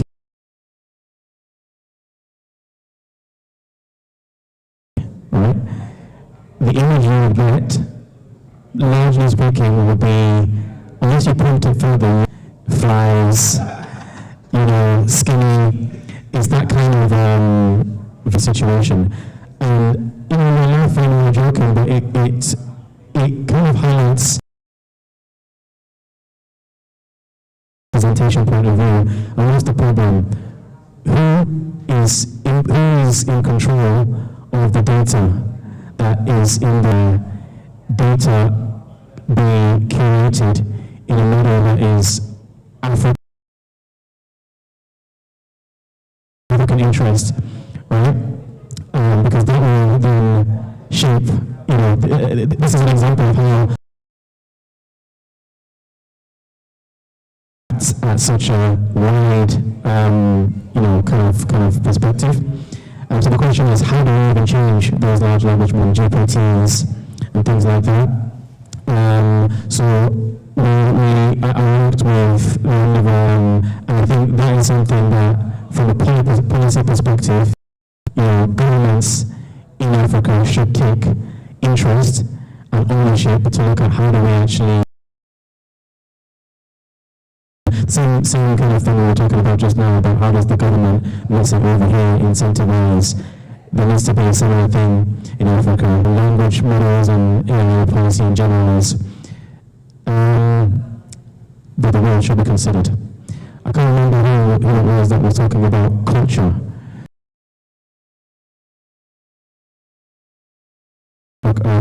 Conversation around, driverless cars in this country or in the West is a completely different undertake work. It's not that the algorithm, may not work, but it's like we have to factor in there's a whole in Africa versus other parts of the world. So there's that,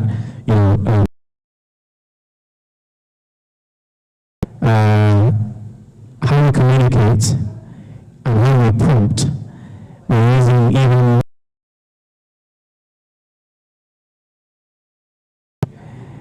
which is not as rich as some of our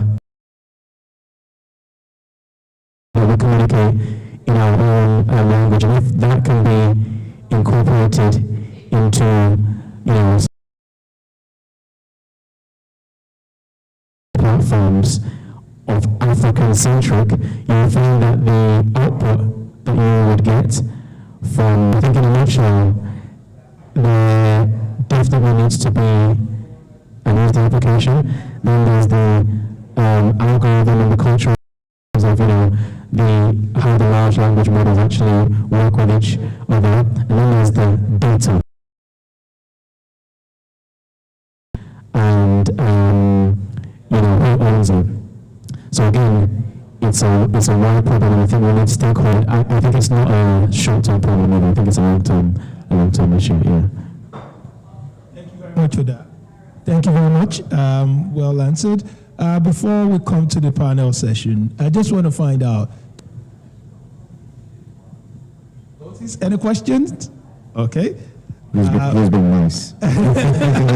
Friend over. UNESCO have they've got this structure or roadmap, a framework roadmap for AI policy, for the development of the Caribbean region. Do you think that is a right?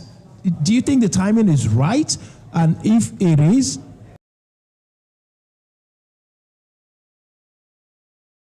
yeah. So I've seen the UNESCO's global AI framework. Yeah.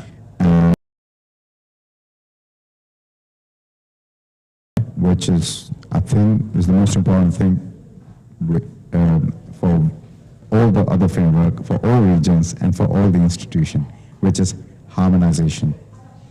So they emphasize Silicon Valley is not ethical in Nigeria, and may not be ethical in. Now, there has to be some form of harmonization, which means if you say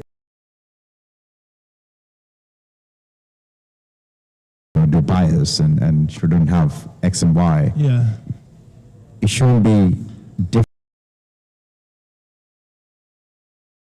thing about the UNESCO's AI policy or framework. Yeah. Harmonization, and it takes a bit of a top-down and bottom-up approach, which means there's an element of, if you're building a technology, how do you review that? What they've done is quite unique, and they have also integrated one special.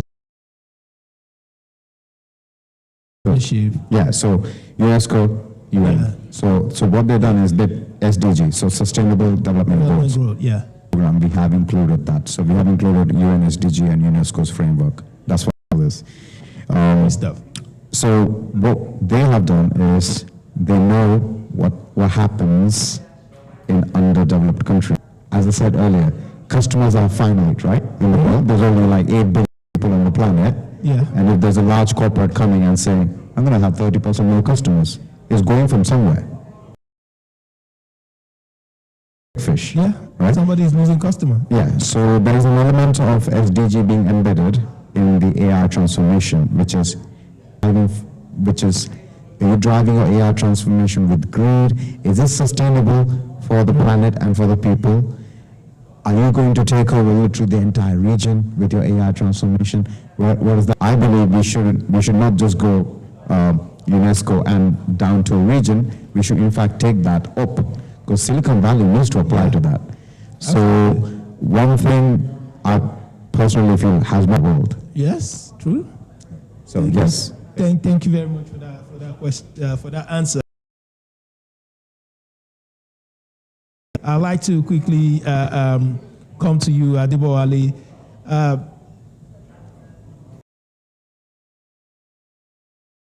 Let AI or adopt the wait and see strategy.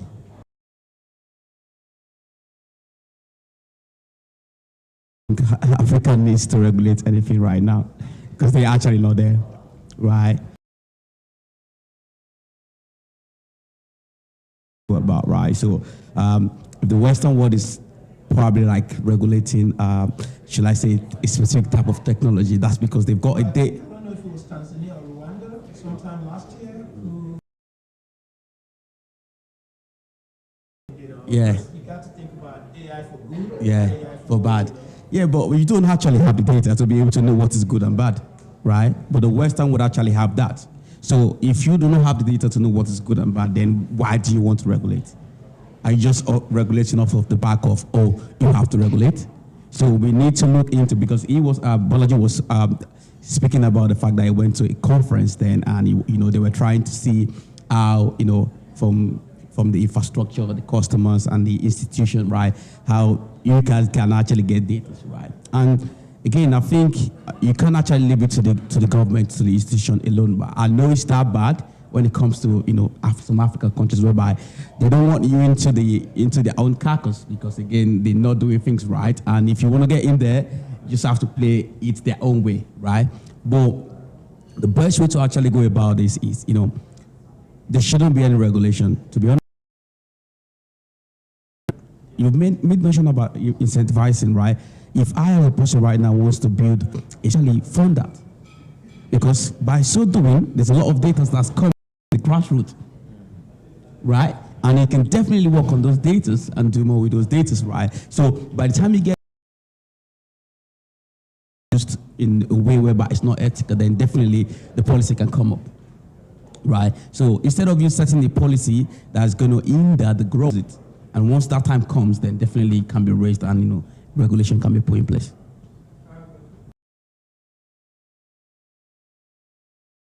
Thank you very much for that, Adibowale. I'm coming to you. I've got a question as well for you. Okay, thank you very much. So far, even though I've been moving around, I've been also trying to listen to some of the things that about regulations and data. I remember when you were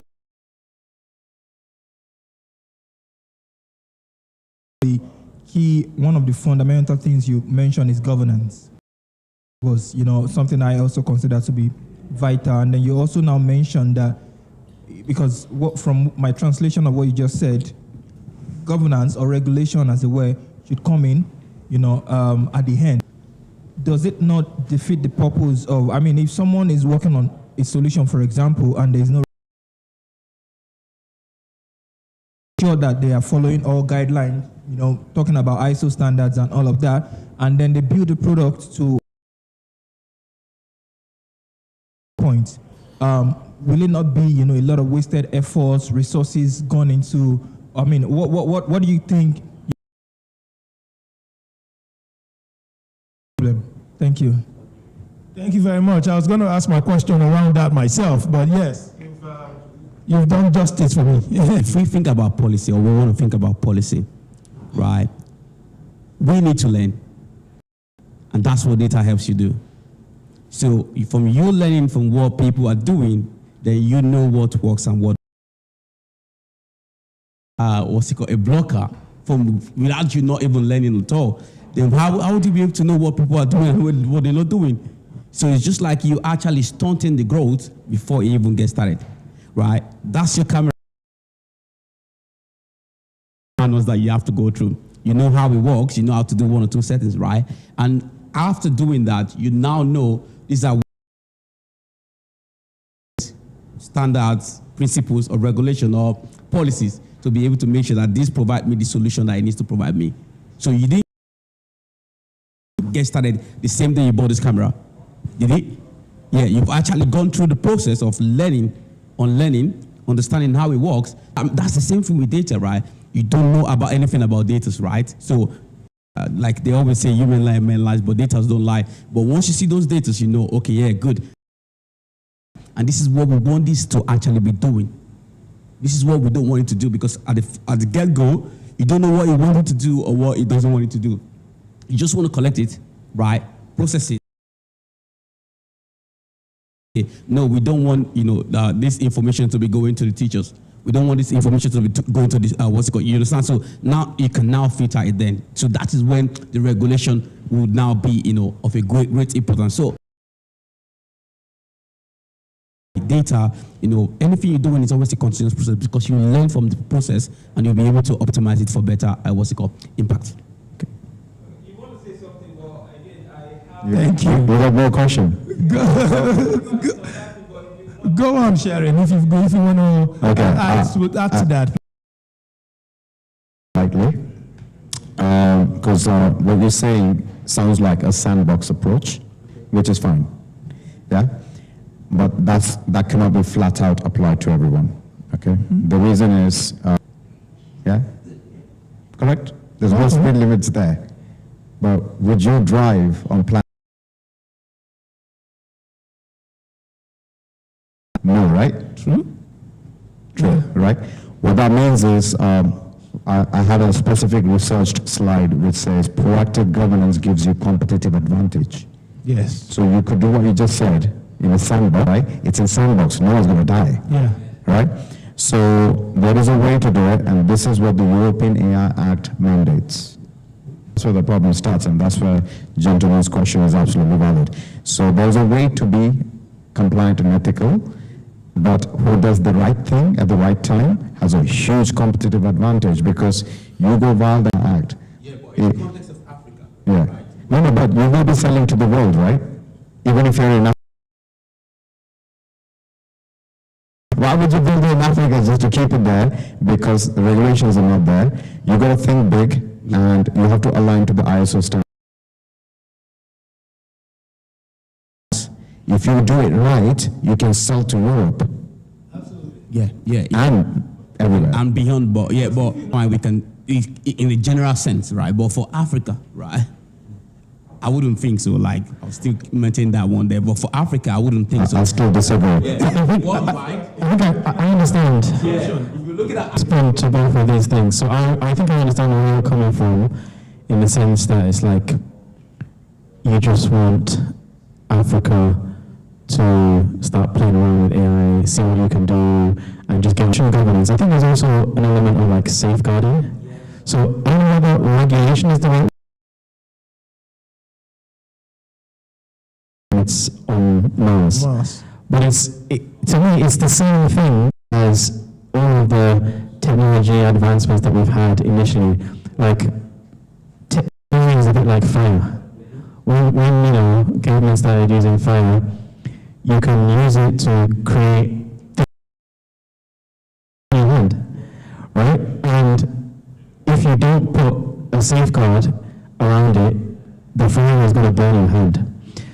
But we know data is like a gateway to this thing that we call 419, right?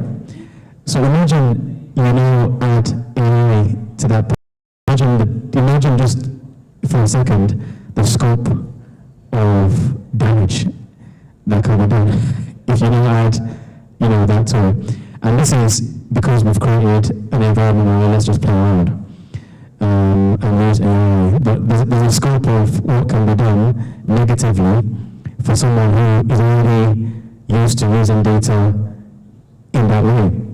So I do think that there's a balance that is needed. I think we should encourage, but we should not be, I think, naive or oblivious to the real world dangers that we could potentially face. Yeah. Thank you. I've got this interesting one. I think I would like everybody to have a go on this one. So I'll start with you, Sharon. So again, I know this is one of your strong points. So I will look at the ethical aspect of AI, security and regulatory concern, which at the moment is creating a debate, a roundtable debate, across Africa that AI needs to be regulated. What is your take on that, taking the three elements into account? Ethics, security, regulatory. Okay, what's my take on it? Yeah, your personal, my personal take on it? And is this debate, is it getting to the right ears? Is it getting to the right people?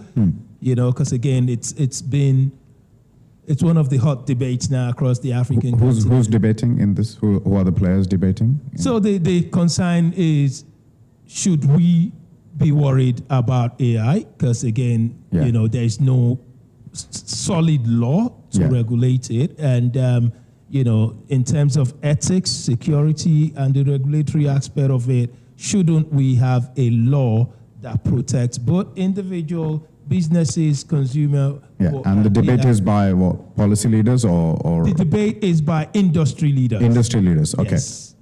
Should we or should we not? Yes. Okay. Now is it the time? Has the time come for it? Because AI is fast moving. It's leaving people behind.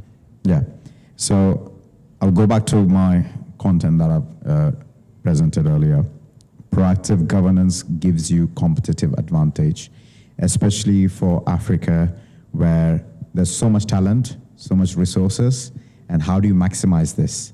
So if you do the thing, now I'll give you an example of what happened in India, right? Yeah. India took the opportunity of IT boom like this by the hands, and they started if you go to any IT company, it's like run by Indians, right? Yeah. Annoyingly. They're everywhere, right? If we start capitalizing on it, as you rightly said, this is the time, should we, leverage AI or should we restrict ourselves? But if you do it the right way, you can actually sell to the world. And this is where some of the guardrails will come into play, because this guardrail is not set by Africa, it is set by others.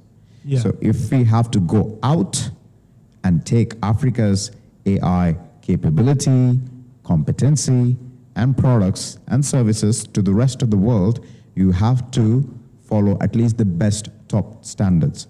And when I say top standards, these are defined standards, okay? Things like you should secure your data, okay? Bottom line, you got to do it, okay? Second thing is secure your AI model. For example, if someone's going to consume your AI model that's hosted in Africa, what happens then? Okay, what are you doing with the API calls, the data that goes behind it, what gets processed? And if you're going to build this technology, can that be ported across the world? Because that gives another competitive advantage, which means you could make an AI model in Africa and actually deploying it in the Europe Yeah. And then it aligns to the European standards, which means it gives you portability. So sometimes you feel like, park all of this stuff. But you don't realize that if we just comply and do quickly, as you said, sandbox it and do it quickly, this sandbox, take it and deploy it in the UK, Europe, US, wherever, it gives them a huge competitive advantage. So I think I'm pro innovation, but I'm also pro compliance. Yeah. Okay, personally. Yeah. And the reason for that is, okay, we have one life, Yeah. right? And we have one finite amount of intelligence. Displace intelligence, just like money, resources, Yeah. and customers, right? Everything is finite. When you start displacing intelligence, it's coming from somewhere and then gets concentrated.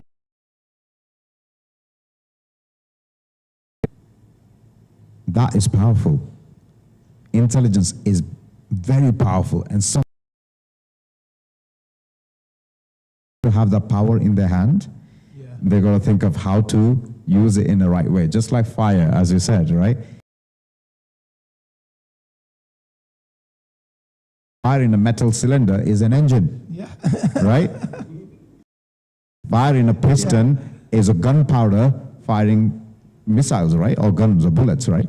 So fire has its own way of, working. But if you contain it in the right way, you can reach longer and faster, and, so it's just thinking, putting the guardrails, doing the right stuff enough for it to be exported. So enough so that you can sell more and grow more. Thank you. And we still staying on that conversation. Within the issue of trust and security, can you break that down, please? In a more, because you tend to people who think the two are the same. So I'd like to get your take on that.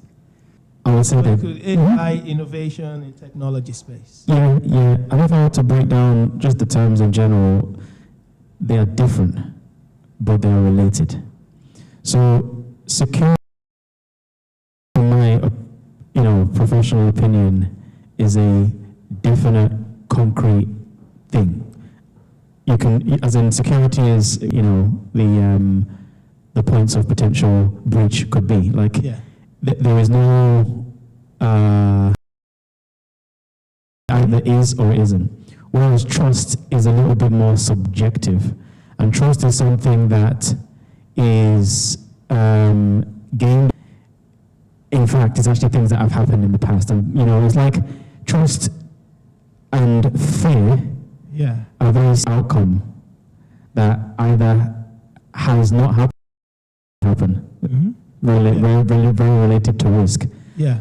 What will impact, we've seen something bad happening, and how many times something bad has happened to you. Yeah. But the other belief is something that has been built over time because you've heard of control unless you're consciously aware that, I'm being impacted by this thing. So how do we break trust? Yeah. All of the stories that you hear of, a driverless AI that didn't go to plan, or a technology system that failed, right? Because it's not just AI. So, when fraud has been committed, data breach, and something has happened to you, your data has been lost. Like there was a whole instance. But to the general public, it falls under the same mental space. This is we're dealing with that sort of thing. So that's how, but in terms of examples, enough instances of, it worked, it didn't fail. And environment is actually more conducive to success in a small results in a sandbox environment. Then I can now create multiple touch points I have a control experiment further, I expand it further, so that then when I want to unleash it to the world or deploy it, as you say, into another country, I've seen multiple touch points of it. My trust factor has increased. So I think work from a consciously aware perspective that actually we can do things and put things in place that will either increase trust, and by the same token, we can put things in place and do things that will governments, organizations, NGOs see, like people who are in a stakeholder capacity. And the other thing was security is basically I can look at a house and point, this is a point of entry, that's a point of entry, that's a point of entry, that's a point of entry. Like it's not a subjective thing. Yeah. Oh, okay.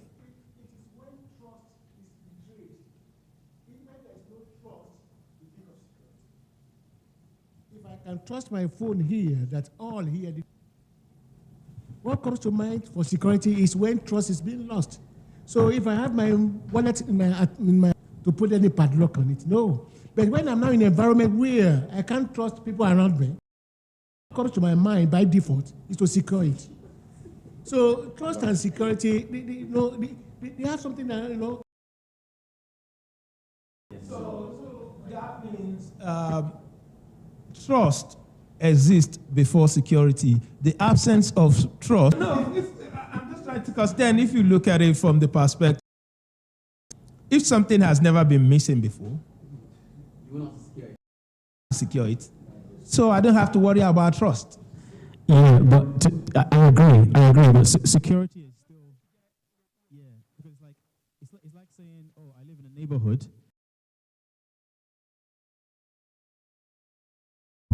But the house was, as in the security of the house was, I tell you the house is not secure. Yeah. But if I trust my neighborhood and I trust the people around it, I will leave the door.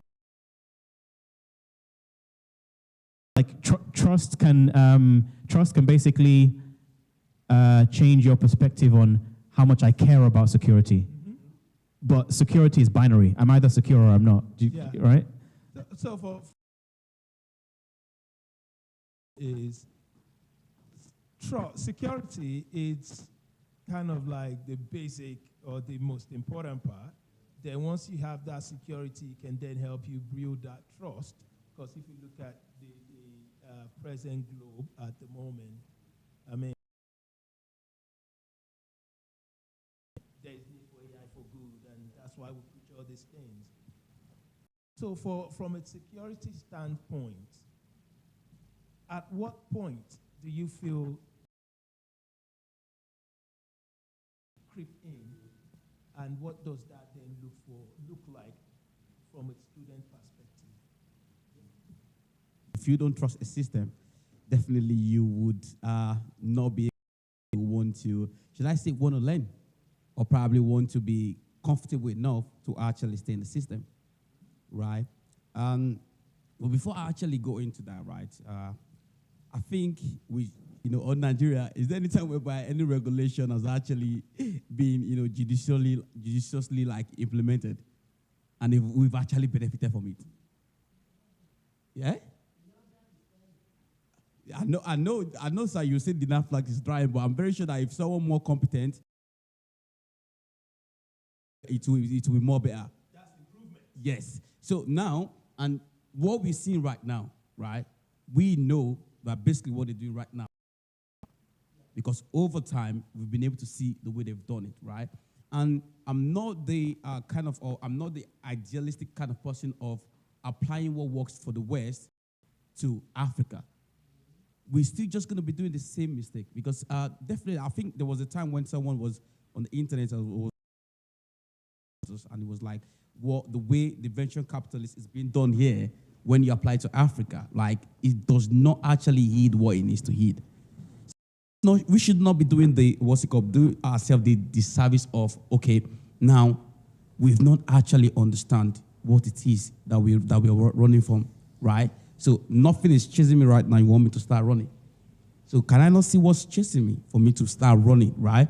I understand he's a globalist, right? It's totally understandable. But once I know what is chasing me, right, then I can start running. And looking at that, and me, okay, let's say I'm a student right now, right? So I've been into this class, right? Maybe I actually experience a form of racism, right? I can't trust the environment. The next thing I want to do is tap out. And that's for me being there. But we're not there yet. Africa is not there yet. Regardless of how you want to look, we can take the security and all of that. We can definitely just pick some stuff out of that, right? And use some of them, but we're not there yet. So that we're not going to hinder the growth or probably war. Right now, I was speaking to someone. I was like, being in Nigeria and being in Yoruba, I was like, okay, do I even have a ChatGPT to actually prompt Yoruba, the language? Do I even have one right now? I was saying, you know what, we can definitely look at the Bible and just, train those data.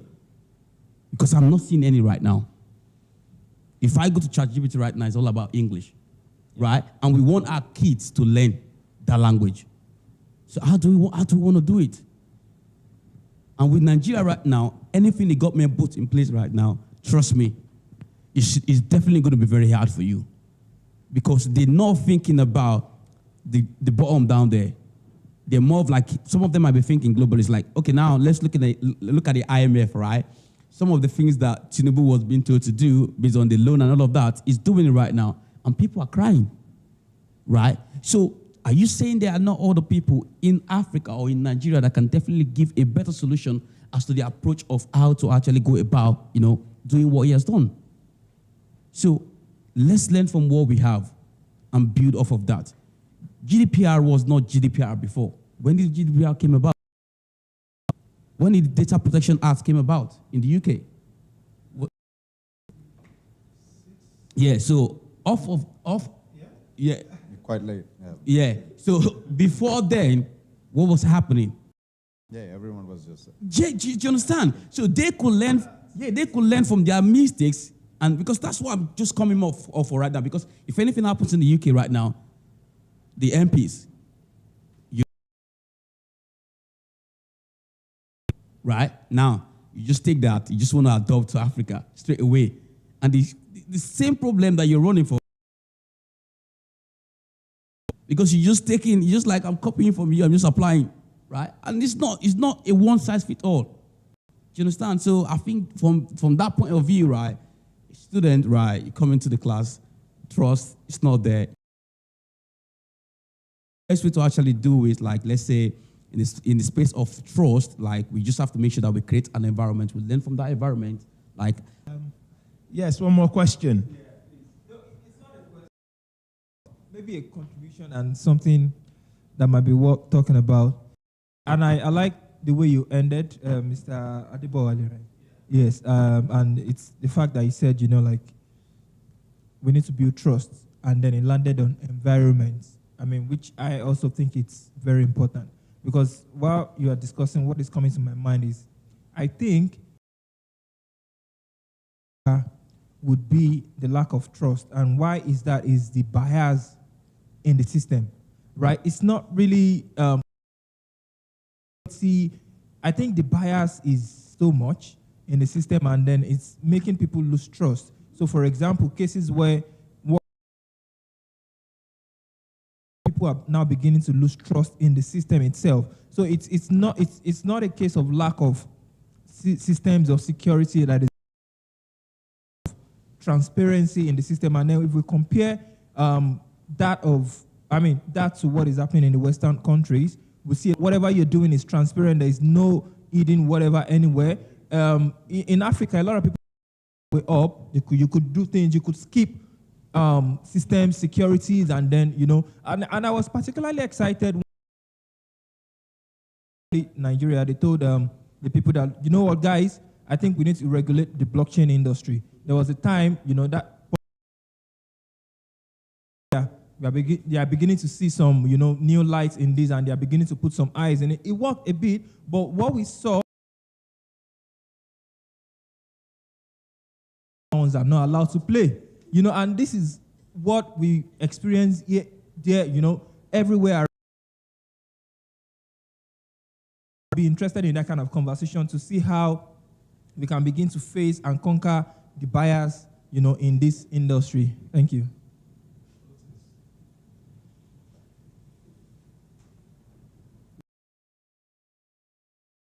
Said, because I'm a strong advocate of prevention being better than cure. And you mentioned about systems, and for me, I feel an integral part of things moving forward in the sense that it alleviates the need for trust. So for example, with escrow systems, it's going through a certain infrastructure where it can take the trust out, and then you're not reliant on individuals that could rob you in certain situations, because the system is the function that's taking away the risk of individuals trying to do certain things that you lack trust for.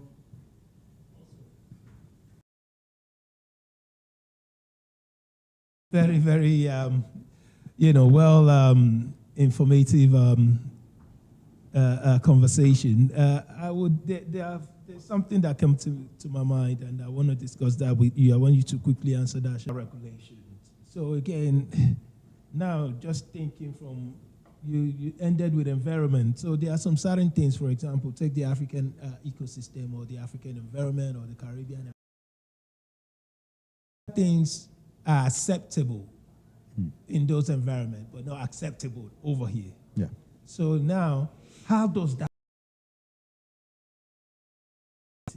in technology field? So again, how does culture, environmental culture, impact trust and security? Yeah. This wherever I went with ethics, compliance, governance hat on, whose ethics?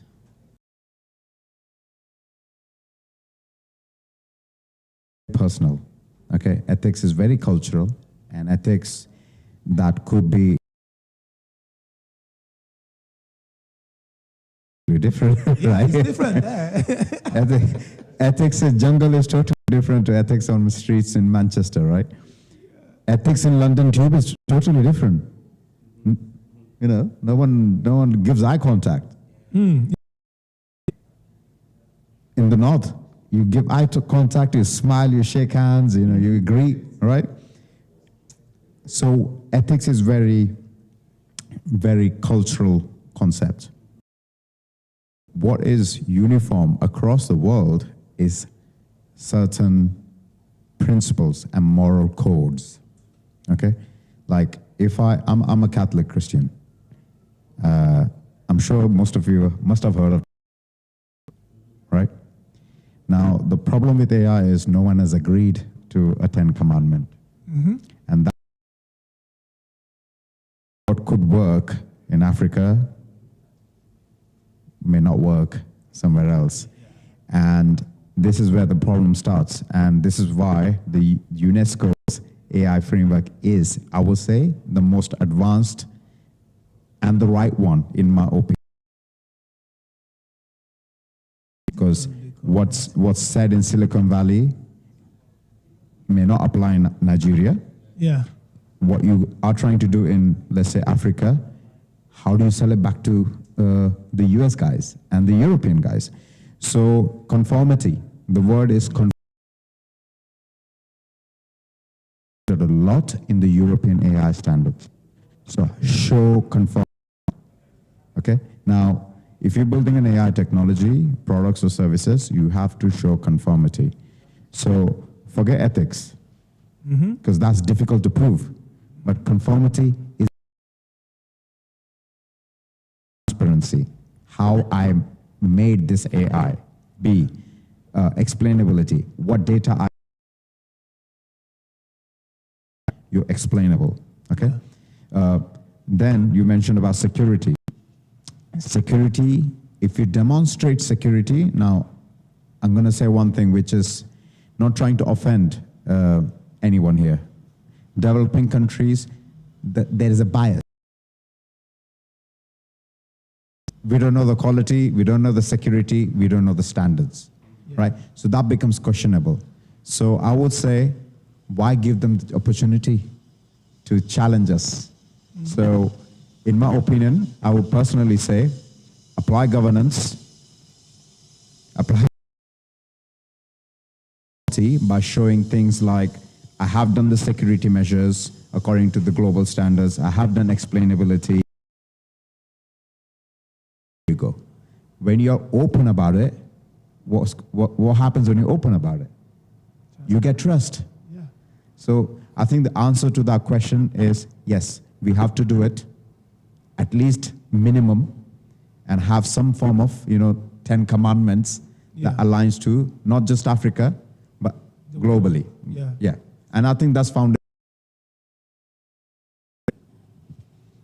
Back to you. 2 minutes, final words. So basically, everything you've said, I would totally agree on the fact that if there's no regulation there, but there's a total conformity, right? We can use that. That's if I'm right? But there, the trust is not there. So, and I think, we having this discussion and this conversation regarding Africa and Caribbean, I think is a good one, and we should just start taking actions, right, from the professional or the talent point of view, right? So, what are we going to be doing after Nigeria? I don't know how many times it's been to Caribbean, and I myself, right? But what do we do? How do we help people over there to be able to see the light, right? To be able to understand that knowledge is key, knowledge is power, like the management as well. How do we actually, collaborate? Because now I want to make sure that I'm partnering, I'm getting into, so that they can be able to understand and have the knowledge of, okay, this is intangible, but as well, this is what it can do. Never existing right now in Africa and some part of Caribbean. So that's what we need to do. So knowledge, filtrate, and make sure that we get things right moving forward. Thank you very much. And would you urge the government and the big corporations to do in terms of further improving and enhancing the AI adoption and participation for individual and business to ensure that nobody is left behind? Final 2 minutes. Thank you. You're referring to government in Europe? In UK. So for minority communities? Yeah. I would say into your community, seeing what are the real problems that our community faces, and then partner with technology and fund, give money to the people. Yeah, money can solve the problem. Give money to the people who have the expertise and facilitate the process of technology enablement for your community. Yeah. Thank you very much. And I'd like to come to you, Sharon.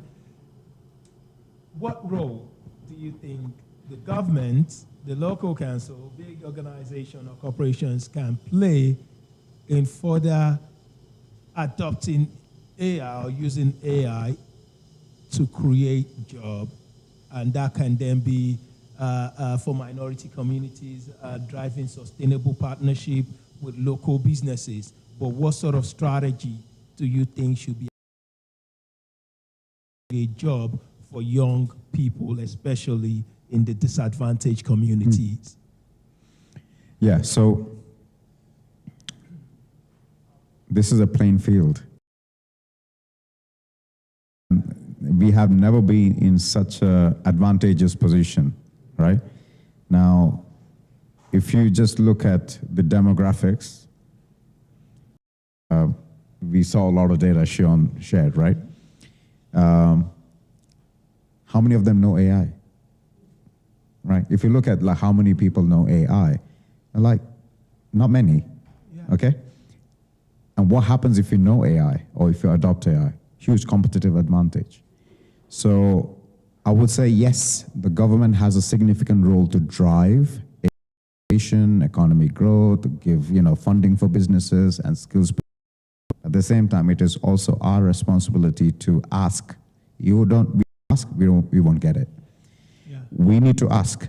you know what, you got 100 million there for, growth in economy. How much is that? How much is that is dedicated for, underrepresented community? We need to ask and be very explicit about it and have a share in it. Yeah. If you don't, it won't be fair. So I think what we need to ask is fair distribution of that capital or investment. The second thing is we also need to look back and victimizing ourselves. Hey, we got colonized and we got this and we got that. You know what?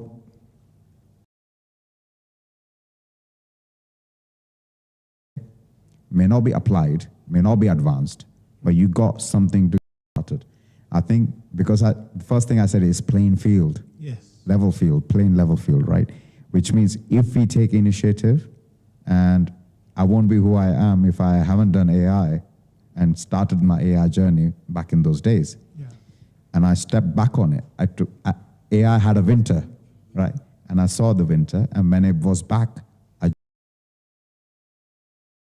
if every other ethnic minority, black community started picking up AI as their, this is the next skill set, next is the next certification I want, they're going up or shifting their career. And that's, again, a huge competitive advantage.